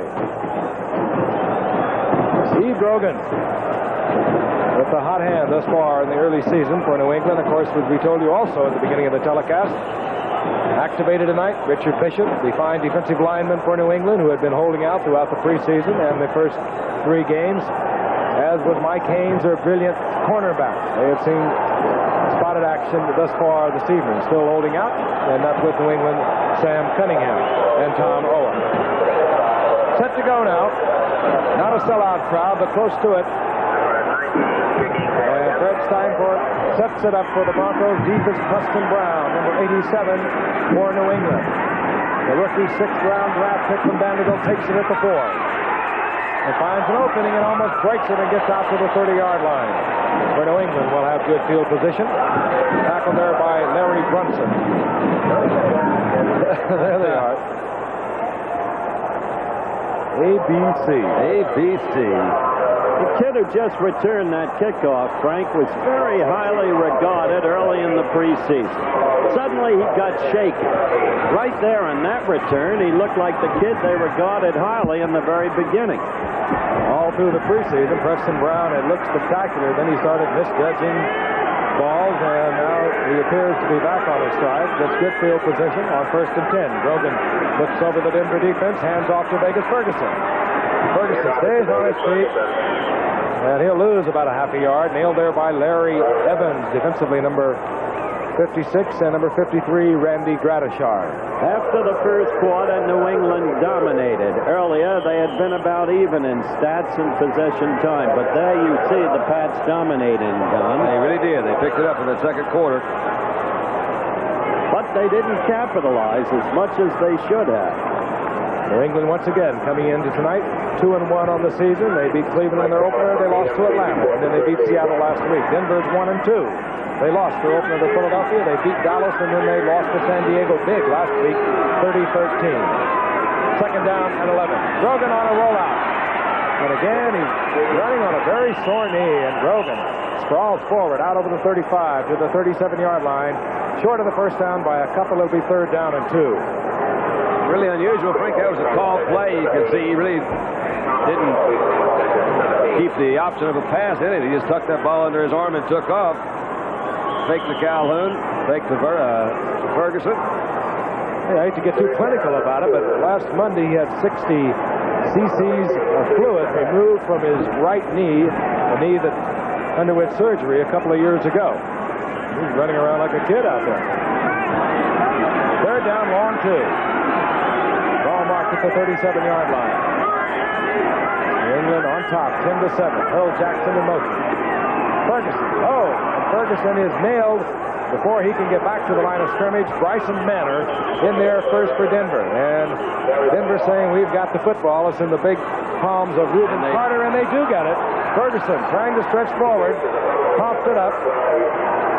Did not see that fumble at all, but Reuben must have... let's see, we'll take it again. Let's see what happens. Bryson Manor there first, 66. There it goes. You're right. Big fumble. And it just wound under... Reuben says, I feel something funny under my stomach. Now, wait a minute. What is it? It's a football. I didn't like the way New England closed out the half, and I didn't understand that series of calls. Denver has the first down. New England territory at the 38-yard line. Jensen 30, Otis Armstrong 24. The setbacks working with the young quarterback Matt Robinson. This is Armstrong. And Armstrong hit hard at the 32-yard line, but not until he picks up 6. It'll be 2nd down and 4. Looks like the old Otis Armstrong. He, of course, was drafted when Floyd Little was still there. And I remember what Floyd said. I'll welcome him if he can block. Well, he could block. And he could run. Over 1,400 yards in 73, his second season. Then in 74, he was 1,000 yards once again. 2nd down, 4.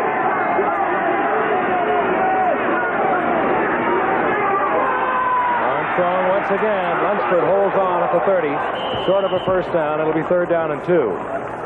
Defensively for New England, Mel Lunsford, Ray Hamilton, Julius Adams. They'll also bring in Tony McGee, number 78, as their designated pass rusher. Their linebackers are Hawkins, 59, Nelson, 57, Zamberlin, 54. And right now we see Tony McGee come into the lineup. Usually, New England is anticipating pass. They have marked the ball for 31, so it's 3rd down and 3.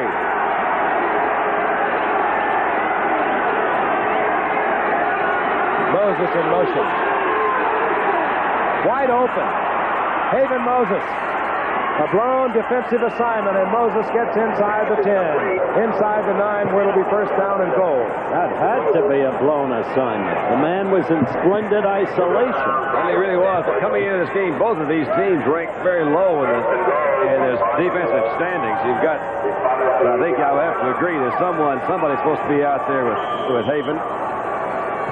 That guy in motion has been very effective because all it takes is one defensive back to think he's checked off to another defensive back and miss it. And you got him on the move. First down inside the 9, and Matt Robinson wants to put it in the air. Trying to go to Moses, incomplete. It'll be 2nd down and goal. Volatile fellow, Red Miller. He's a what? Volatile fellow. Being, he can go up and down. Emotionally up and down. Yeah. Ron Earhart. These two guys coached together at one time. The New England Patriots didn't take too kindly to the treatment they received a year ago in Denver. They seem to think Denver rubbed their defeat in on them a little bit. 2nd down and goal. Moses out to the right. Armstrong gets the call.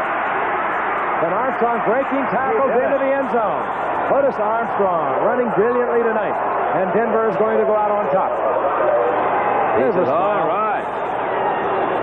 Just like we drew it up in late July when we started this whole thing off. The thing that really happened, Frank, is it was drawn up well, but Otis Armstrong made great effort on the outside. There's Fox coming there. Fox gets a good hit, bounces off, keeps his feet.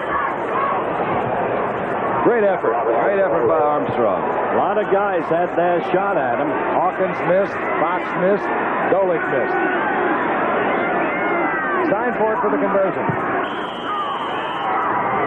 It's good. And Denver has retaken the lead here at Foxborough. They lead the Patriots 14-10 early here in the third quarter. We'll be back. Here in the early going in the second half, Otis Armstrong facing the Denver attack has put the Broncos out in front of the New England Patriots. Armstrong is 75 yards thus far tonight. We look at Preston Brown for New England at the goal line. The rookie from Vanderbilt, Steinfort hits it. Taken there by Don Westbrook. And Westbrook struggled out to the 22-yard line where New England will have their first down. The 75 yards you mentioned for Armstrong just about doubles the 38 yards gained by Ferguson, the leading ground gainer for New England, Frank. And both of them tough sledding tonight. Neither one big. They're both about the same size, a little over 6 feet, a little over 190 pounds apiece. Birds lead the Bo Sox 4-3 in the 7th on Eddie Murray's 2-run homer. They won the first. Grogan comes back out with the same lineup that opened the game. And on first down, quickly to the air. Fires over to the middle of Calhoun. Calhoun cuts it back to the 30-yard line. Gain of 8 will be second down and 2. Larry Evans, 56, defensively there for Denver. Traveled a long way from the Mile High City. That's cute, though. They've got some great fans out there, Denver. I'm surprised that some of them didn't show up here. They could maybe take the foliage tours through Vermont. We'll be out there in a couple of weeks for Denver and Washington. Right. Let's slide up and do some sliding. Second down and 2. Vegas Ferguson, right side, cuts back, first down, got around the 34-yard line. Again, Larry Evans, number 56, with the initial hit for Denver, but it's first down New England. Putting the game in perspective, the curious and curiously conservative New England strategy cost them. They blew a potential opportunity in the first half in their initial series, which resulted in a turnover, a mistake, gave Denver its shot. Let's see if they can recapture that momentum. Grogan has the setbacks. 44 Calhoun, Ferguson 43. That's Ferguson in motion. Grogan comes back with the screen. The flag is down. Calhoun has the football. Steps out of bounds. Loss of about 1.5 yards. But again, a flag is down. It was Tom Jackson who read the screen beautifully for Denver and slid over and got right in the middle of it. Manor pointing to Red Miller. It's going to be against New England, he's indicating, and it is. They almost outfancied themselves that time. They had Ferguson out in front. He was going to be a lead blocker off the motion series, and I think they just didn't get it off with the proper timing. Referee Red Cashin with the call. Illegal shift by the offense. 2 men moving at the same time. Penalty is declined. It's second down. Absolutely. You can only do that in Canada. There was a loss of a couple of yards, so it'll be second down. Well, make it second down and 13. It's a big 31-yard line. Wide receivers, of course, Harold Jackson, 29. Stanley Morgan, 86 for New England. Grogan, again. Good protection, and he overthrows Russ Francis. Defensively, Louis Wright was back there, but Grogan had him for a moment. It had to be a good throw because Louis Wright was right on him. I think Grogan overthrew that one. If anything, he says, I'm going to miss him long. Wright was right on his hip pocket. It's a very important series for the Pats, even though it's still relatively early in the third quarter and there's so much time.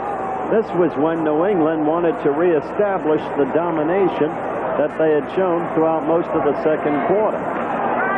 Specialty units come on passing situation, 3rd and 13. Andy Johnson, 32. Chuck Foreman, 22. The setbacks now for Grogan. Good receivers, both of them.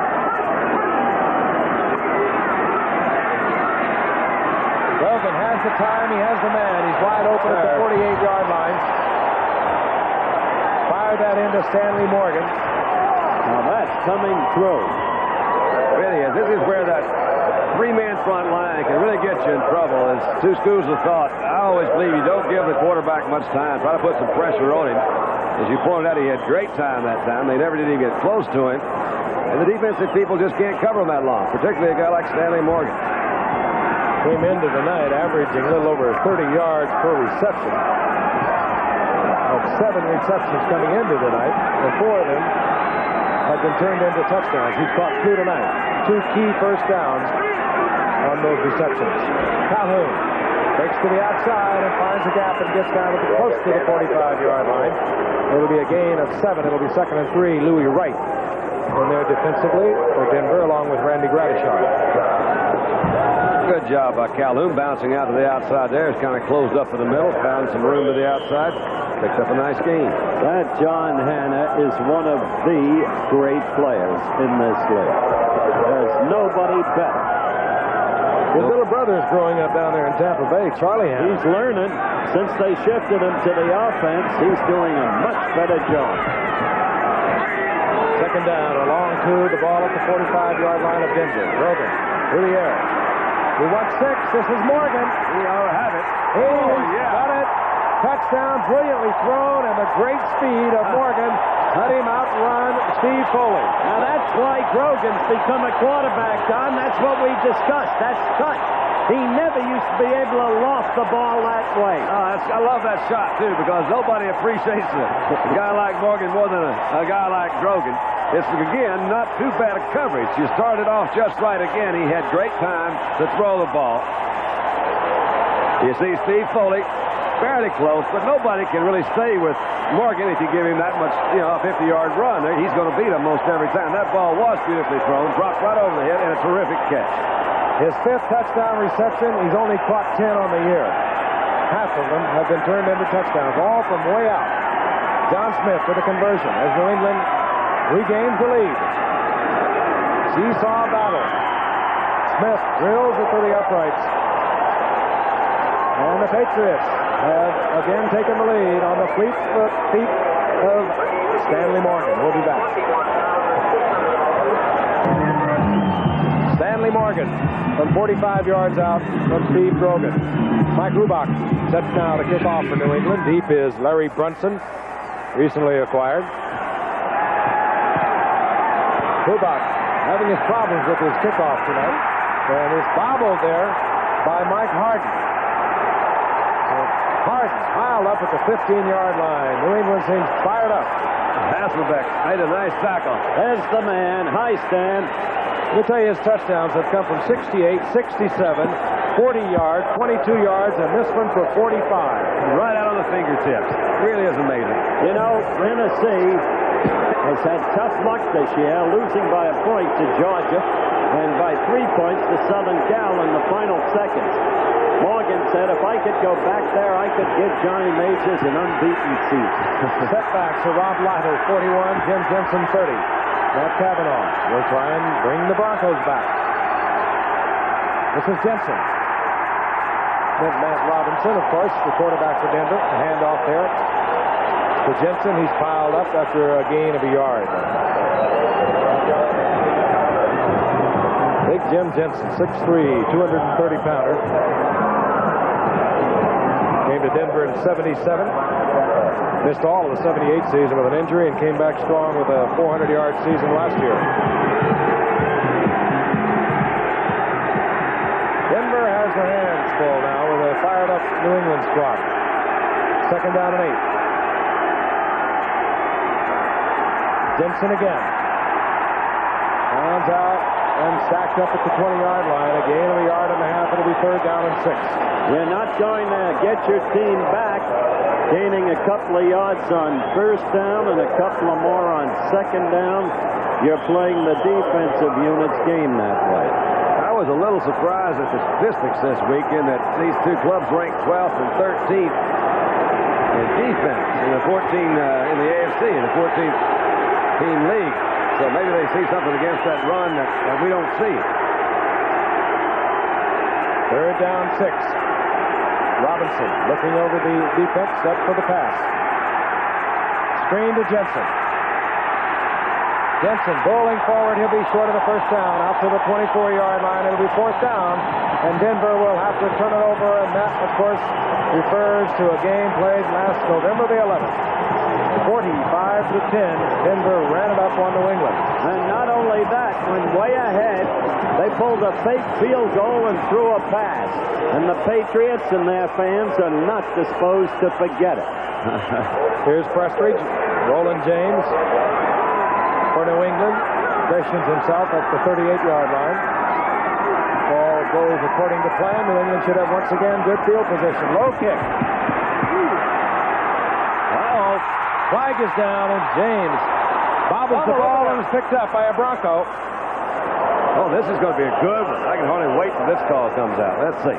Greg Braceland came up with it for Denver, but a flag was down. James floated right up the middle on that low punt and getting up slowly. He was very gingerly. See the flag go down. That's where they usually think that's going to be a... What was this?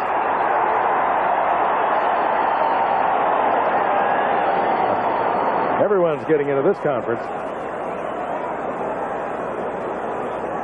They all become thespians at such a moment. Unnecessary roughness. Number 59 on the receivers. Illegal receiver downfield. Number 54 by the kicker. They'll play it over. Play it over. Well, Pete Brock was guilty for New England. And Larry Evans for Denver. Don't you love his face? All those things written. Oh, wait. Wow. Oh, Miller loves to beat the Patriots because, of course, he has coached with the Patriots.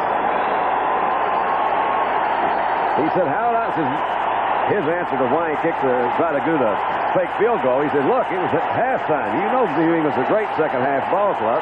We'll get a shot at the receiver now for New England. That's Mike Haynes, just signed this afternoon at 4 o'clock. And when he came in as a rookie, he led the league in punt returns. He has not been doing that much for the past couple of years, and all this stadium is on their feet, applauding the fact that Haynes is in the ballgame. There he is. Chuck Sullivan, the exec VP of the Patriots, said bluntly, we can't win without Mike Haynes, when Haynes was still holding out. Offsetting fouls, we'll have it over again. Roland James shaken up on that punt return, so it's Haynes. Prestridge, this time, will hang it high. Haynes does not call for the fair catch, and he's taken it to the 37-yard line. That's a little risky, my friend. Yeah, that's And again, another discussion. We're going to have illegal receiver, illegal man downfield against Denver. And I would suspect New England would like to try it over again. WJZ-TV, Channel 13, Baltimore. Yelling when those coaches look at those kicking reels of this game, because those are the mistakes that you're not supposed to make at all. You may make them in the early season, but... Would you decline this penalty, Don? No, I think I'd take and let them kick it again. 2 reasons. They've been the kicking teams out there. They've had to run down the field flash for one reason. Another reason, that's not particularly good field position. And with Haynes back there, as we mentioned, he's capable of doing some great things with that ball if he gets it. So I think it's a good call. If he's in shape. Well, he's not tired. That's the point. Another good point was that kicking team is tired. Yeah. Illegally downfield. Number 52 of the offense. Still 4th down. The rookie from California, Greg Braceland, down there early for Denver. So now Haynes will move up to New England's 45-yard line as Luke Prestridge will be kicking away from about his 7 or 8-yard line.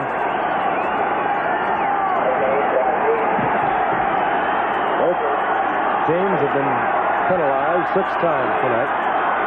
For 5:33 remaining in the 3rd quarter. New England over Denver 17-14.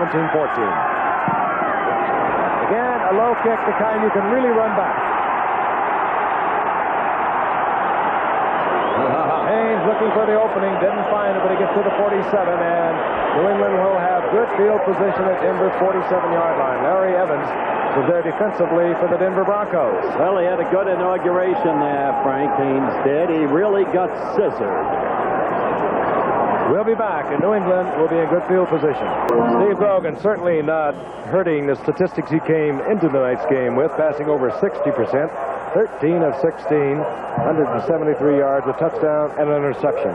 Just one mistake, that interception, when he should not have thrown the ball. He knew it immediately. Otherwise, he looks like a new quarterback. Morgan goes left. Out to the right, Harold Jackson. First down.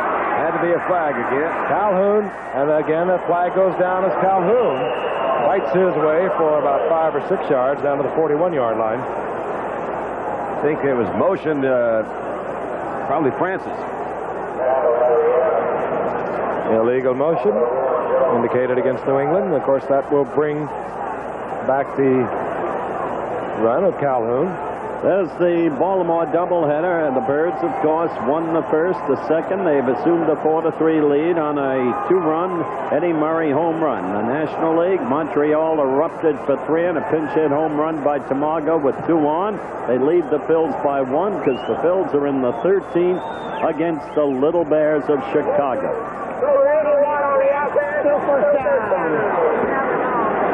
Back to the 48-yard line. Penalty moves it back to the 48-yard line. First down, 15. 5:17 remaining in the third quarter. New England 17, Denver 14. Russ Francis in motion.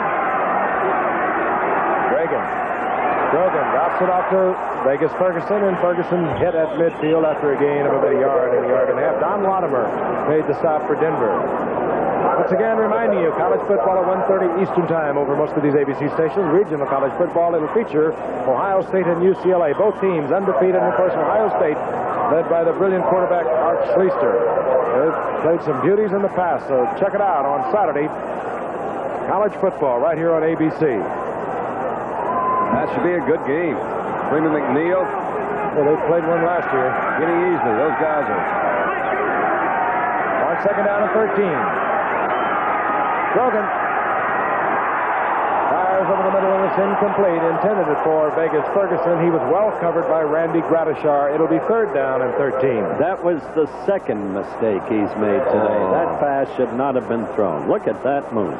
And we're not in Miami. But beautiful, clear, cool night here in New England. Just a few. How about moonlight in Vermont? Why not? I was there. We'll have Rosie Greer. As long as you don't sing it. Oh, come on, Frank. Moonlight in Vermont. I went to Vermont. Had a good time. You make Willie Nelson sound like Mel Torme. Shake, I'm going to talk to you. Third down, 13.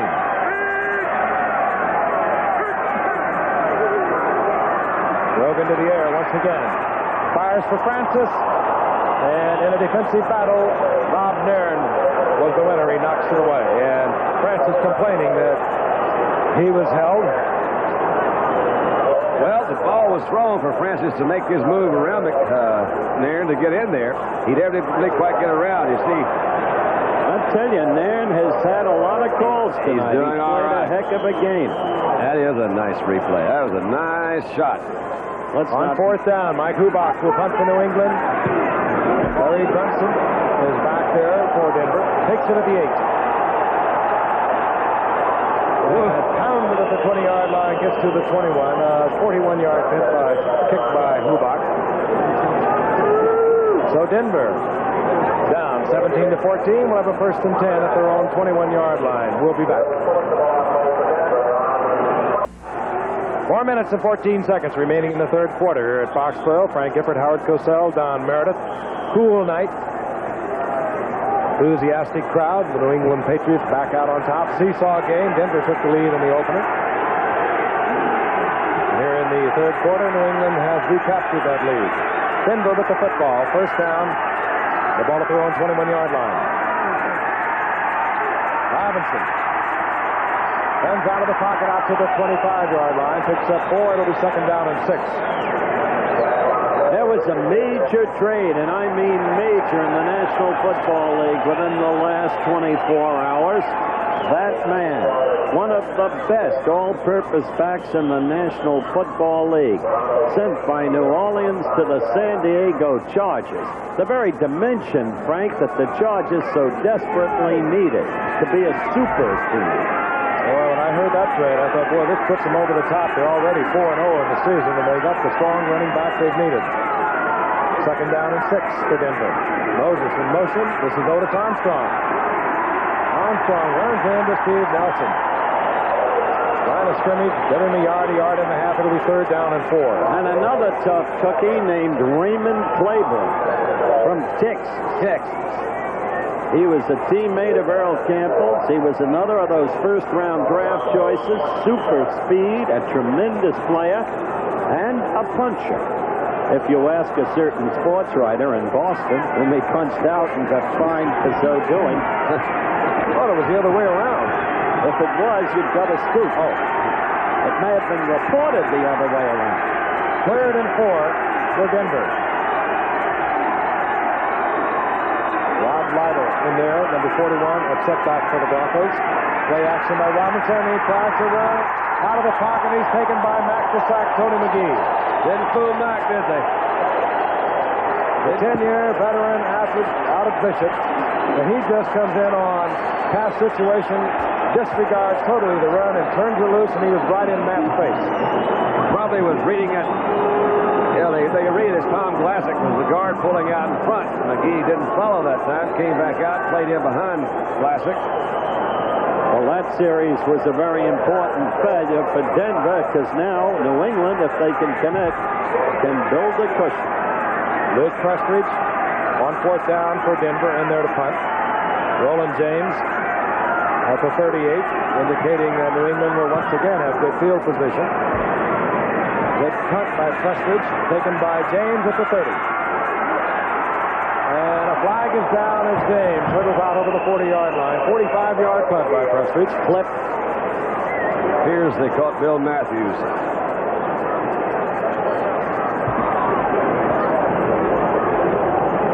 You know, New England had a much better field position on their last series of downs, and they didn't do much with it either. I expected them that time to push it in and get another touchdown. If they had that, would have really put Denver in the hole. That being against New England. That's Tony McGee. Last 5 years, he's led New England in sacking quarterbacks. They've had some pretty remarkable years during that period. Very pleasant guy. Just takes it nice and easy until he goes in for the sack. Tripping during the run back, number 53 of the receivers.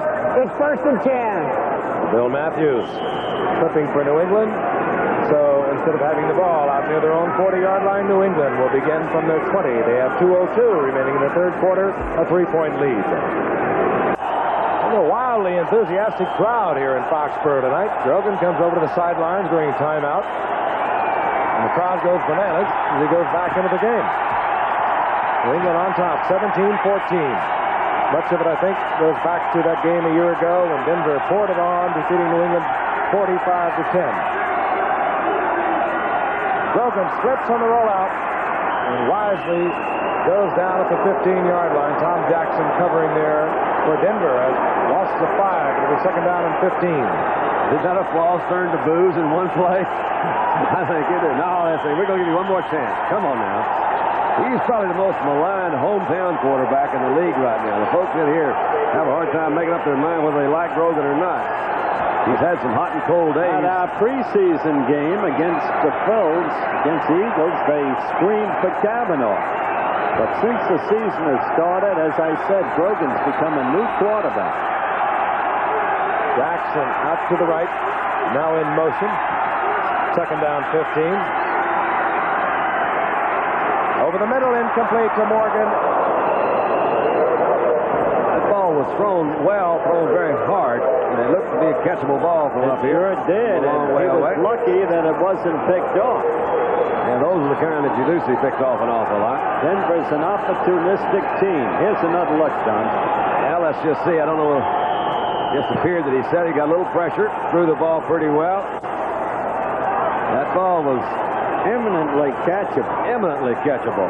And it really was lucky that the ball was not intercepted. Bounced up, stayed in the air that long. Those defensive backs, great reaction back there ordinarily. In comes Foreman, 22. Andy Johnson, 32. Both fine receivers. Third down, 15 for New England. Grogan, Gus Francis. He'll be short of the first down.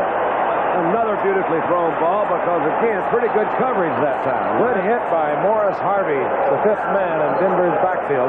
Harvey was there in front, and behind him, Frank and Larry Evans, the linebacker who's come in, was there in front. Well, they're going to mark him close enough to measure. I thought he was well short of the first. And the crowd, of course. Harvey hit him back. It was a tremendous one-on-one hit. I don't think he made it. Yep. Well, what you meant was that you didn't think he made it by much. And he didn't. Well, nobody's perfect. Oh, you are too. Lance is just doing that with his 240 pounds. That's the first down by inches. Back into the lineup for New England comes Vegas Ferguson, 43, Calhoun, 44.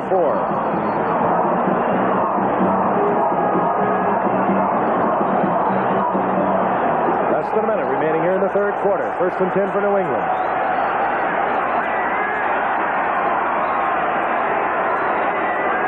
Francis in motion. And this is Calhoun. Gets away from Bryson Manor, and then Manor pulls into the turf for a loss of a couple. It'll be second down and 12. Bryson Manor, who came in and filled in last year for Lyle Alzado, is not the pass rusher that Lyle Alzado is. Very strong against the run.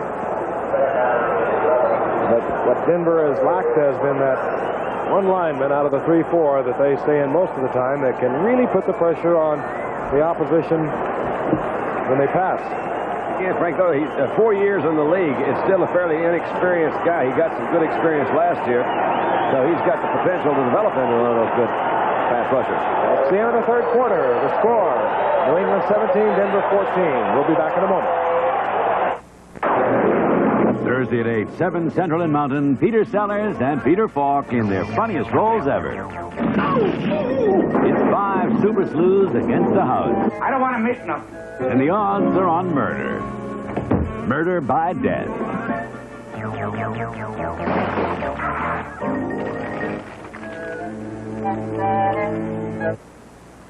United's moving out with the only nonstops to Chicago and Denver. Your wings fly away, nothing's all that far. United offers you 5 nonstops every day to Chicago and 2 to Denver, with connections to more of the West than any other airline. That's what friendly skies are all about. Like a friendly skies. Maryland's newest and largest AMC dealer, Nationwide AMC Jeep Renault, is now open at 22 West Timonium Road. Now, for the first time, you can buy any new 1981 AMC car or Jeep and get a $500 cash rebate. Nationwide AMC Jeep Renault is also offering a $500 rebate on the all-new 81 front-wheel drive Renault. Come see AMC at Bill Schaefer's Nationwide AMC Jeep Renault, 22 West Timonium Road. This is Bob Sokoler on the campus of Morgan State University, where some students here tonight are on the lookout for a rapist. That story coming up tonight when the Eyewitness News team joins you following the game.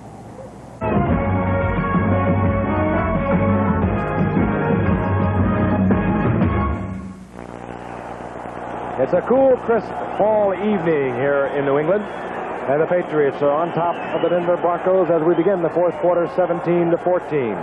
Patriots have the football. Ball at the 29-yard line, their own 29, second down and 11. Grogan, a hot hand tonight against a very stubborn Denver defense. Jackson in motion. Grogan forced out of the pocket by Bryson Manor. Down the sideline goes Grogan, and he's pounded at the 35-yard line by Rulon Jones, the rookie from Utah State. I guess there are just some instincts that you just have a hard time getting rid of. He just doesn't want to run out of bounds, does he?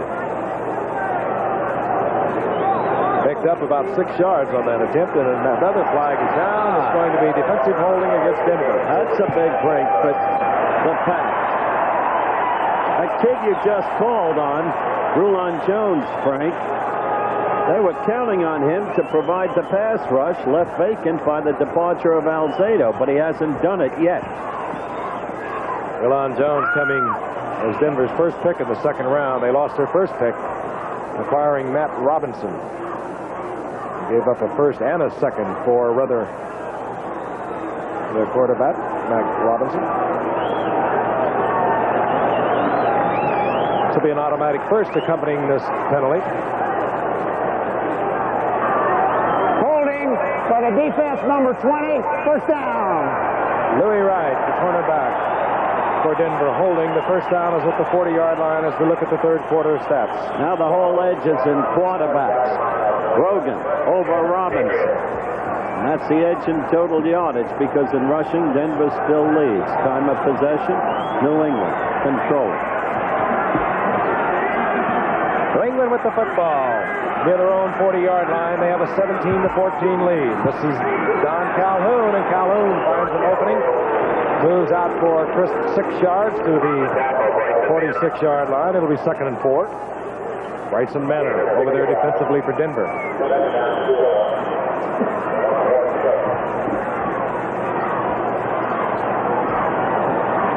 Ed Miller coming to the Broncos in '77. He's had them in the playoffs each of the previous 3 years. They had only had 3 winning seasons in the previous 17 years. He's done a superb job.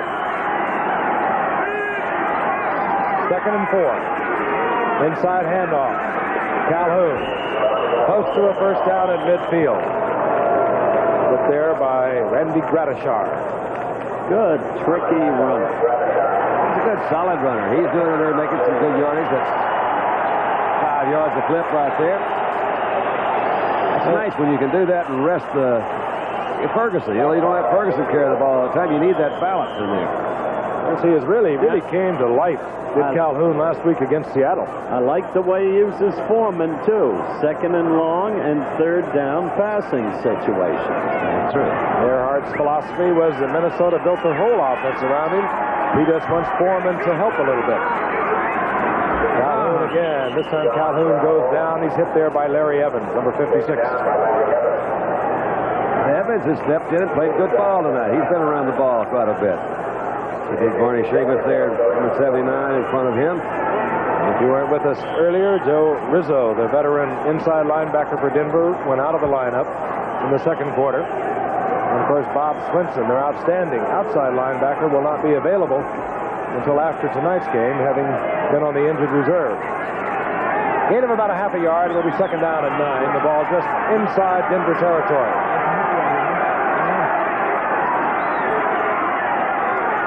Grogan. All right. Goes out to Calhoun. Bob Nairn out there covering, but Calhoun takes it down to the 42-yard line, short of a first down by a couple. Oh, we've got a big one. Hey, Calhoun is doing everything that Sam Cunningham did for the Patriots over the last few years. He's catching the ball. He's running it well. Perhaps he's not the blocker that Cunningham is. They want to trade Sam Bam, but they haven't been able to get what they think they deserve to get for a player of Sam Bam's stature. What puzzles Bucko Kilroy, by the way, is the other holdout, Tom Owen, the kid at home in Wichita. A most respectable quarterback, as you know, Gipper. Kilroy makes the point, how could nobody want Tom Owen? They're signing quarterbacks without his background in the league. That's Stanley Morgan being carried off the field. He had run a fly pattern all the way downfield. We didn't even see anything occur down there, and he's being assisted from the field now. We'll attempt to get a report from the sidelines as quickly as we can. They have twisted it going down or cramped. It appears to be cramps. They're rubbing both the calves of his legs. That can really be painful. It should go away after a while. So. 3rd down and about a yard for the Patriots. Vegas Ferguson. Total disregard for the body. Hurdles down to the 40-yard line. He's close to the first down. He got it.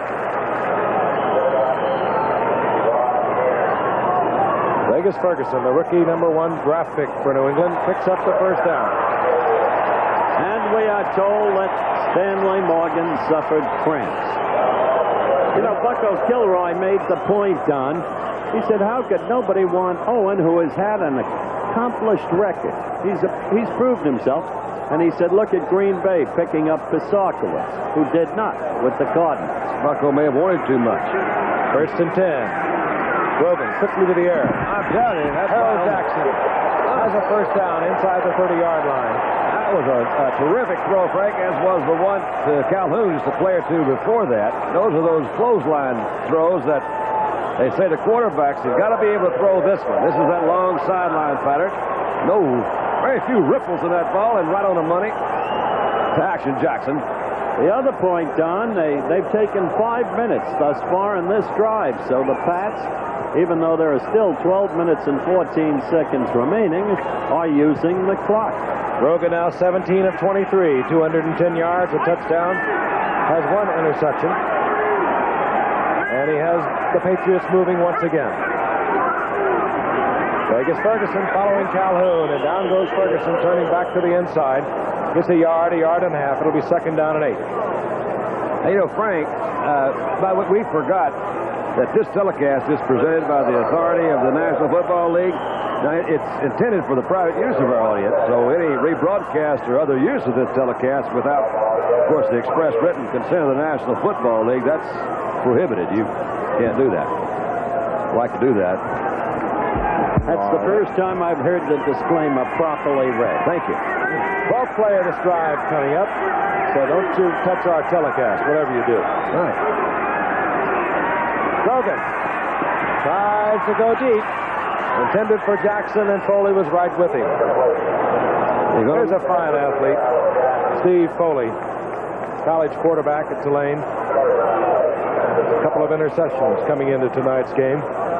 He gets a lot of business because, frankly, they don't like to go over against Louis Wright on the other side of the Denver defense. Tulane has a way of producing sleepers in the pro ranks. I remember a very low-round draft choice from Tulane by the Giants, a kid named Bobby Duhan. And that man became an all-purpose player of immense value. One of the tough ones you'll ever meet. 3rd down and 9. Carlos Pennywell, number 88, in there for Stanley Morgan, whom we told you suffered cramps in both legs. He should be back. Grogan will go on top again. Firing for Francis, overthrown, and Francis is saying, I was held and a flag goes down. Well, Francis has been talking to that same referee all night. He says, I'm telling you, they're holding me. Larry Evans, 56 for Denver, saying, I was the one that was held.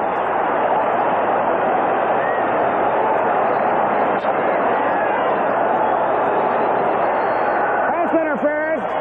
Number 36 on the defense.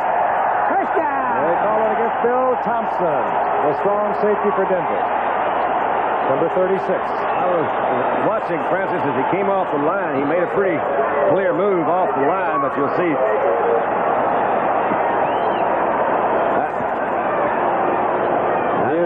You cannot touch that receiver after he goes 5 yards down the field. Well, unless he runs into your path. I still agree with. That's why the National Football League is scoring so many points. They're way ahead of what they've ever been. Those defensive backs they're just getting beat time and time again. 1st and goal. The ball inside the 5. Vegas Ferguson. Oh, that was nice. Slithering along the ground, he really gets low when he turns to that goal line. Randy Gradishar made the stop, but not until Ferguson had moved down inside the 2-yard line. New England with 11:03 and the clock moving here in the 4th quarter, threatening to extend their lead. Ferguson now 47 yards on 16 really tough carries. He's been used extensively at the goal line and in short yardage as Ferguson. Gets the call again. Battling against Bill Thompson, who's trying to hold him out of the end zone. He gets inside the 1. Latimer in there on that. Ron Earhart. think you're right. They should be using Latimer more, Frank. There's Red Miller. You really can't go against the success this man has brought to Denver. First year there. Took the Broncos to the Super Bowl. Won the Western Division of the AFC and following year and was a wild card in the playoffs a year ago. Third down goal. Ball at the 1. Ferguson in motion.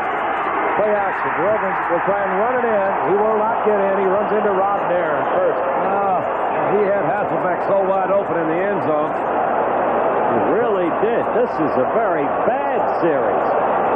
They've got to settle now for 3. And Grogan gets up slowly. Touchdown could put Denver ahead. This is not what they were looking for. Out comes John Smith. There was a loss of a yard and a half. Matt Cavanaugh will hold for John Smith. So New England, with a first and goal at the 5, has to settle for what appears to be a field goal attempt.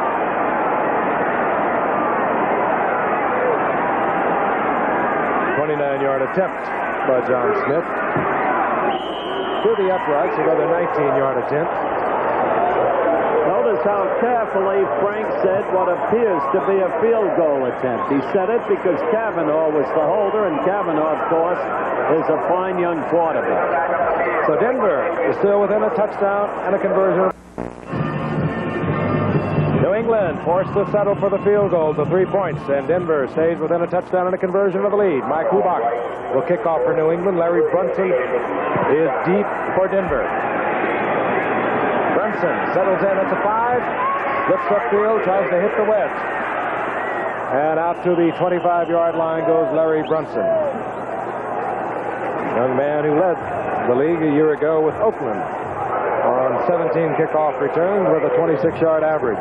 Picked up this past week when Dave Preston went on the injured reserve list for Denver. Miller stays with the kid with number 17, Matt Robinson. One might have expected that he'd turn to the veteran. First and 10. Denver battling all the way. Kind of a partisan New England crowd. Otis Armstrong. Armstrong spinning and twisting out to the 29-yard line. Rod Choate and Larry McGrew, the rookie from USC, and they're defensively for New England. While that might be construed as acceptable yardage on first down, it wasn't really. Not at this stage of the game. In fact, I don't think it's really even 4 yards. Well, just about. Second down and 6.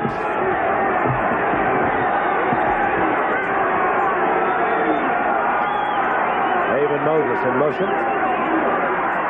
Armstrong runs into the big body of Steve Nelson. Julius Adams was there to finish it off. Maybe the line of scrimmage. That'll be a loss of a yard. Steve Nelson, he is really the leader of this defensive unit. Give credit to the Birds of Baltimore and to Earl Weaver and his whole team because they're hanging in there. They gained a game on the Yankees, who are idle tonight. The magic number remains at 3, but there are the standings. And no quitting Weaver, I'll tell you that. Lost in the play of the yard. Third down and 7. The ball at the 27-yard line. Moses in motion. Robinson to the air. Without him in the flat, that'll be short of a first down. It's taken by Jim Jensen. It'll be 4th down, and Denver unable to move against New England. Larry McGrew out there. Very bad series, Candy. You can't get back in the game that way. You're playing the defensive unit's game when you've got deep, long yardage and it's third down.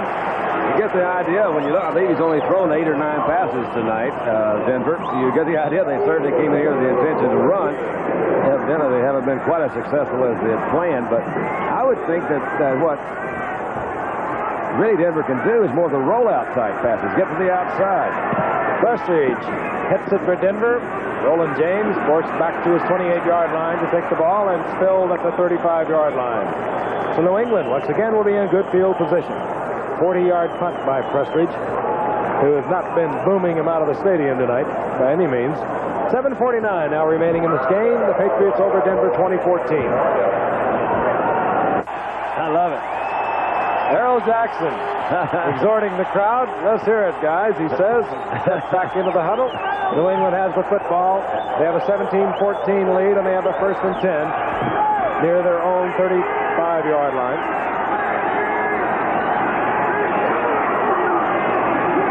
Don Calhoun. Calhoun roars for 9. Calhoun, they say, Calhoun. To remind you, coming up half hour after this telecast, ABC News presents Nightline, 30 minutes after this game, and of course 11:30 out on the West Coast, and we'll take a look at the latest on the Iran-Iraq war and how the presidential candidates are trying to make it into a political issue. Nightline coming your way tonight. Second, less than a yard for the first. Calhoun gets the first down. More importantly, New England working on the clock as Calhoun, he roughs out close to midfield. Now that's a key point, Frank, because on their last drive, even though they had to settle for a field goal rather than the TD, they used up 7 minutes and 24 seconds on the clock. If they can do similarly here, they've clinched the contest. Denver very conservative in their offense tonight.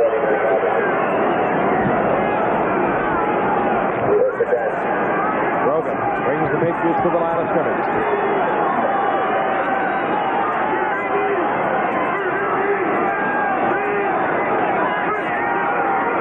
Grogan keeps it on the ground. Hands off to Vegas Ferguson over the left side, and Ferguson trips for about 2, maybe 3. It'll be 2nd down and 8. And the seconds continue to tick off the clock. Ball at the 48-yard line of the Broncos.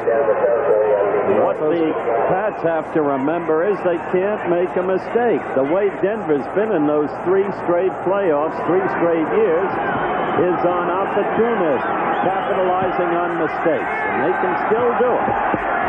Both wide receivers, Pennywell and Jackson split to the left, but again, Grogan keeps it on the ground, and Vegas Ferguson up close to another first down. He'll have it at the 40-yard line, taken there by Roland Jones, a rookie from Utah State, but again, New England has a first down.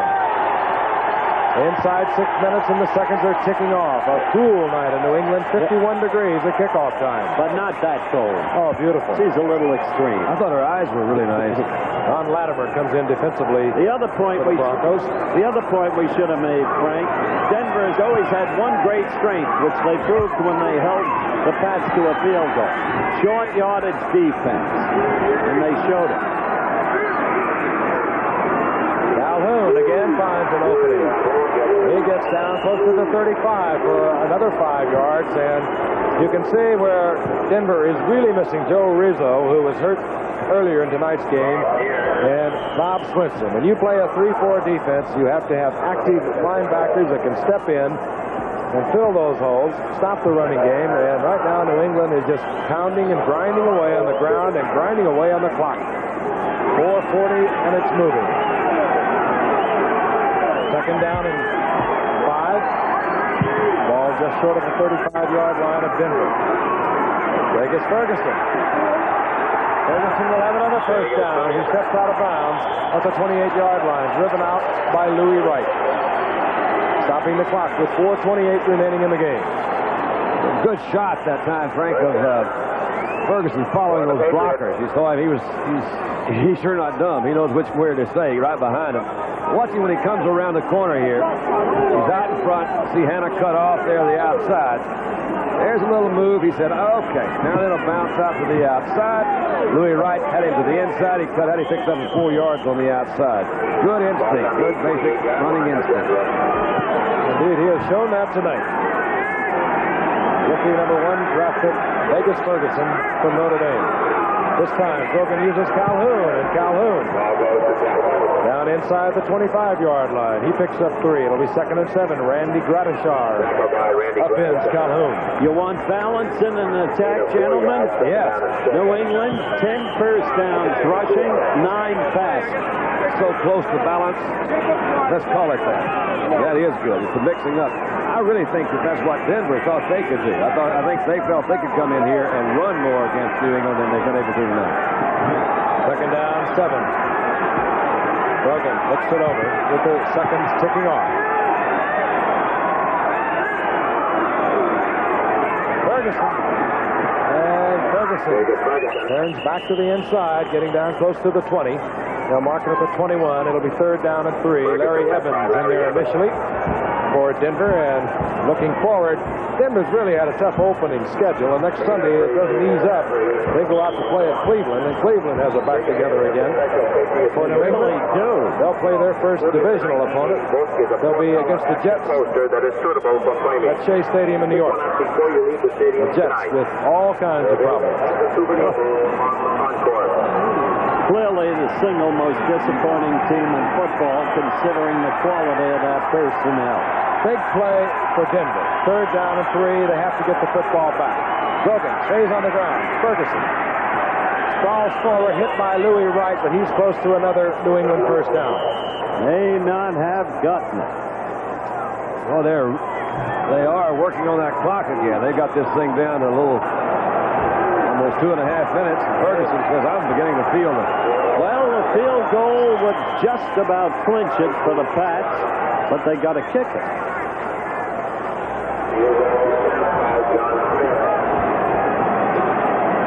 John Smith, who hit earlier from 19 yards out, lines up. A 36-yard attempt with Matt Cavanaugh holding. 4th down and a yard to go. Smith has it on its way, and it's good. Oh, the ricochet is off good. John Smith, who came in tonight, 5 of 6, has hit for 2 more. 23-14 New England. John Smith hitting from 36 yards out. Mike Hubach will kick off. Larry Brunson is deep, and we're going to show you what this looks like from the eyes of Larry Brunson. We'll cover it from the end zone.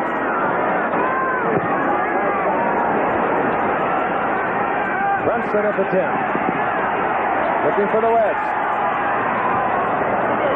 As he finds a small opening out at the 20-yard line and gets forward to the 27-yard line. 2 minutes and 3 seconds now on the clock, and Denver down by 9. With the precious wisdom of 20/20 hindsight, it can now be said that Denver had an offense that played all night for a fumble.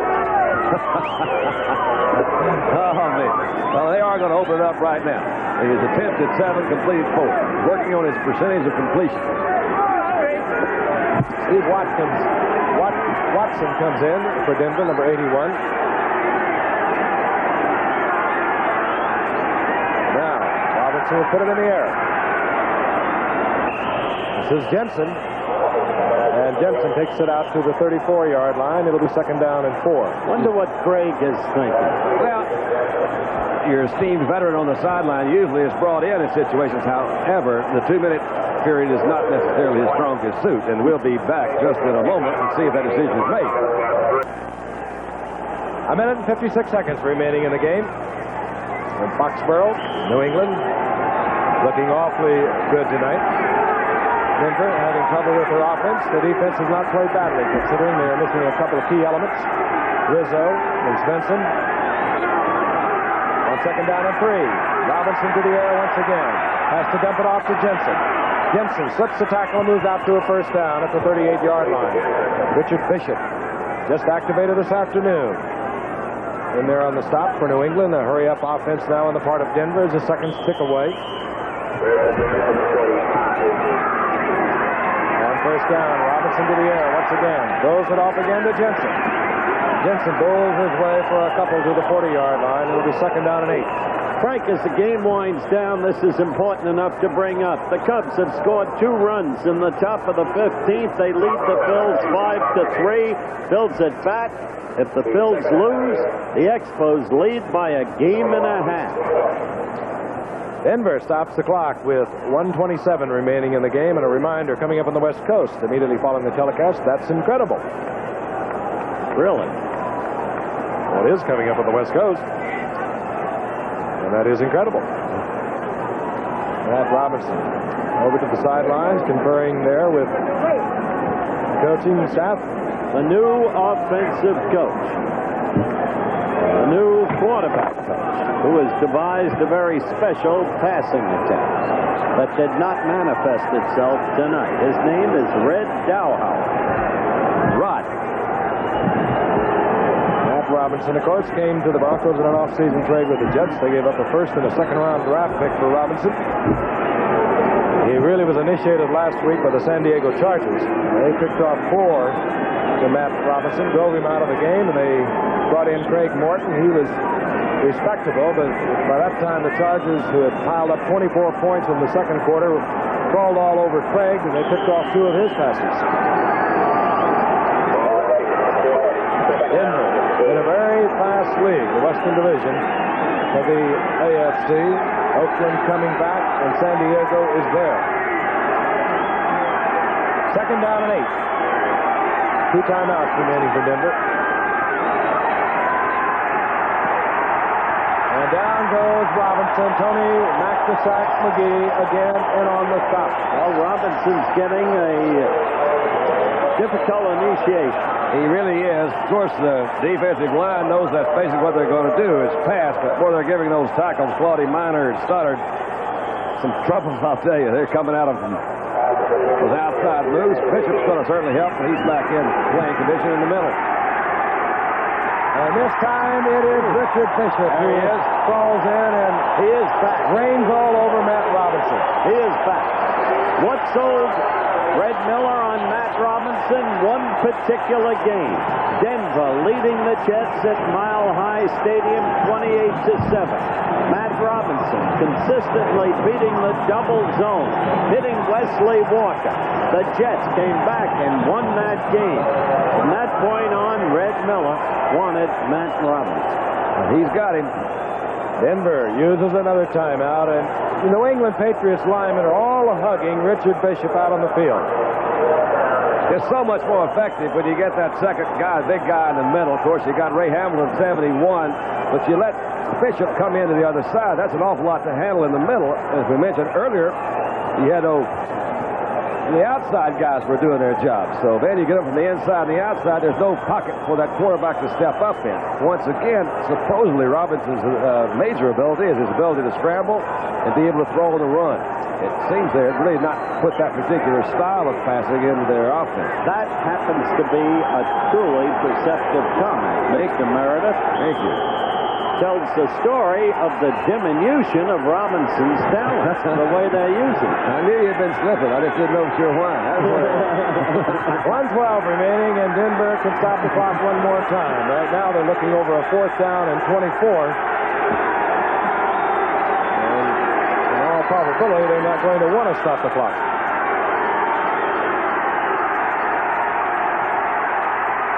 Robinson dances out of trouble, hangs one up.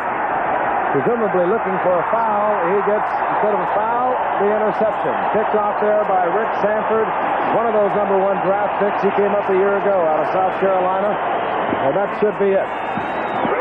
With 1:02 on the clock, New England has the football again, and Matt Robinson having a very tough night against a very stingy New England defense. We'll be back in a moment. I wish we could come back a little earlier now. 2 or 3 times we've been away. Harold Jackson's been out there exhorting these fans. They're all up on their feet, and he's leading the cheering. Steps back into the huddle, the 13-year veteran. I tell you, he's out there like the Music Man with the 76 trombones. Leading the big parade. Clock-killing offense, if you're wondering what that is. They're all hunkered up in there on 1st down. Denver has 1 timeout. They'll probably use it. Immaterial. They stop the clock with 57 seconds. And Steve Grogan will move over to the sidelines. I say this, Frank. I don't know how you feel about it. I think New England has just tremendous personnel. And though they've won this game, there's Tony McGee. Hi, guy.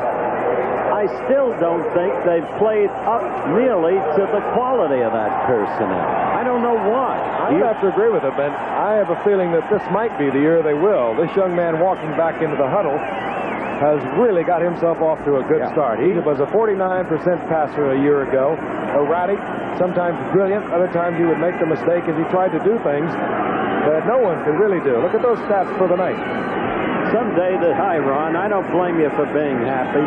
If he keeps that kind of play going, you can better believe it's going to help the entire ball club. Defensively, they've got Haynes back, they've got Bishop back, and while they could use Cunningham, Calhoun, who has performed brilliantly tonight, is not that far behind Sam Cunningham.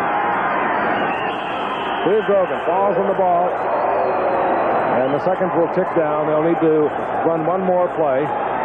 And this one will go into the history book, and New England will go 3-1, a game behind Buffalo in their division. Denver will drop well behind San Diego, which is undefeated. They will be 1-3, and there is an owner who has struggled with this franchise over the years. I'll tell you, in many ways, Billy Sullivan. I tell you, he did. In 1974, he lost control of the franchise, and with it went so much of his life. They got control back, the Sullivans did. He went through the Fairbanks episode. He's a fine man. And that will be the final play. And New England will win this football game, defeating Denver, avenging a defeat of a year ago at the hands of Denver in Denver, 45-10.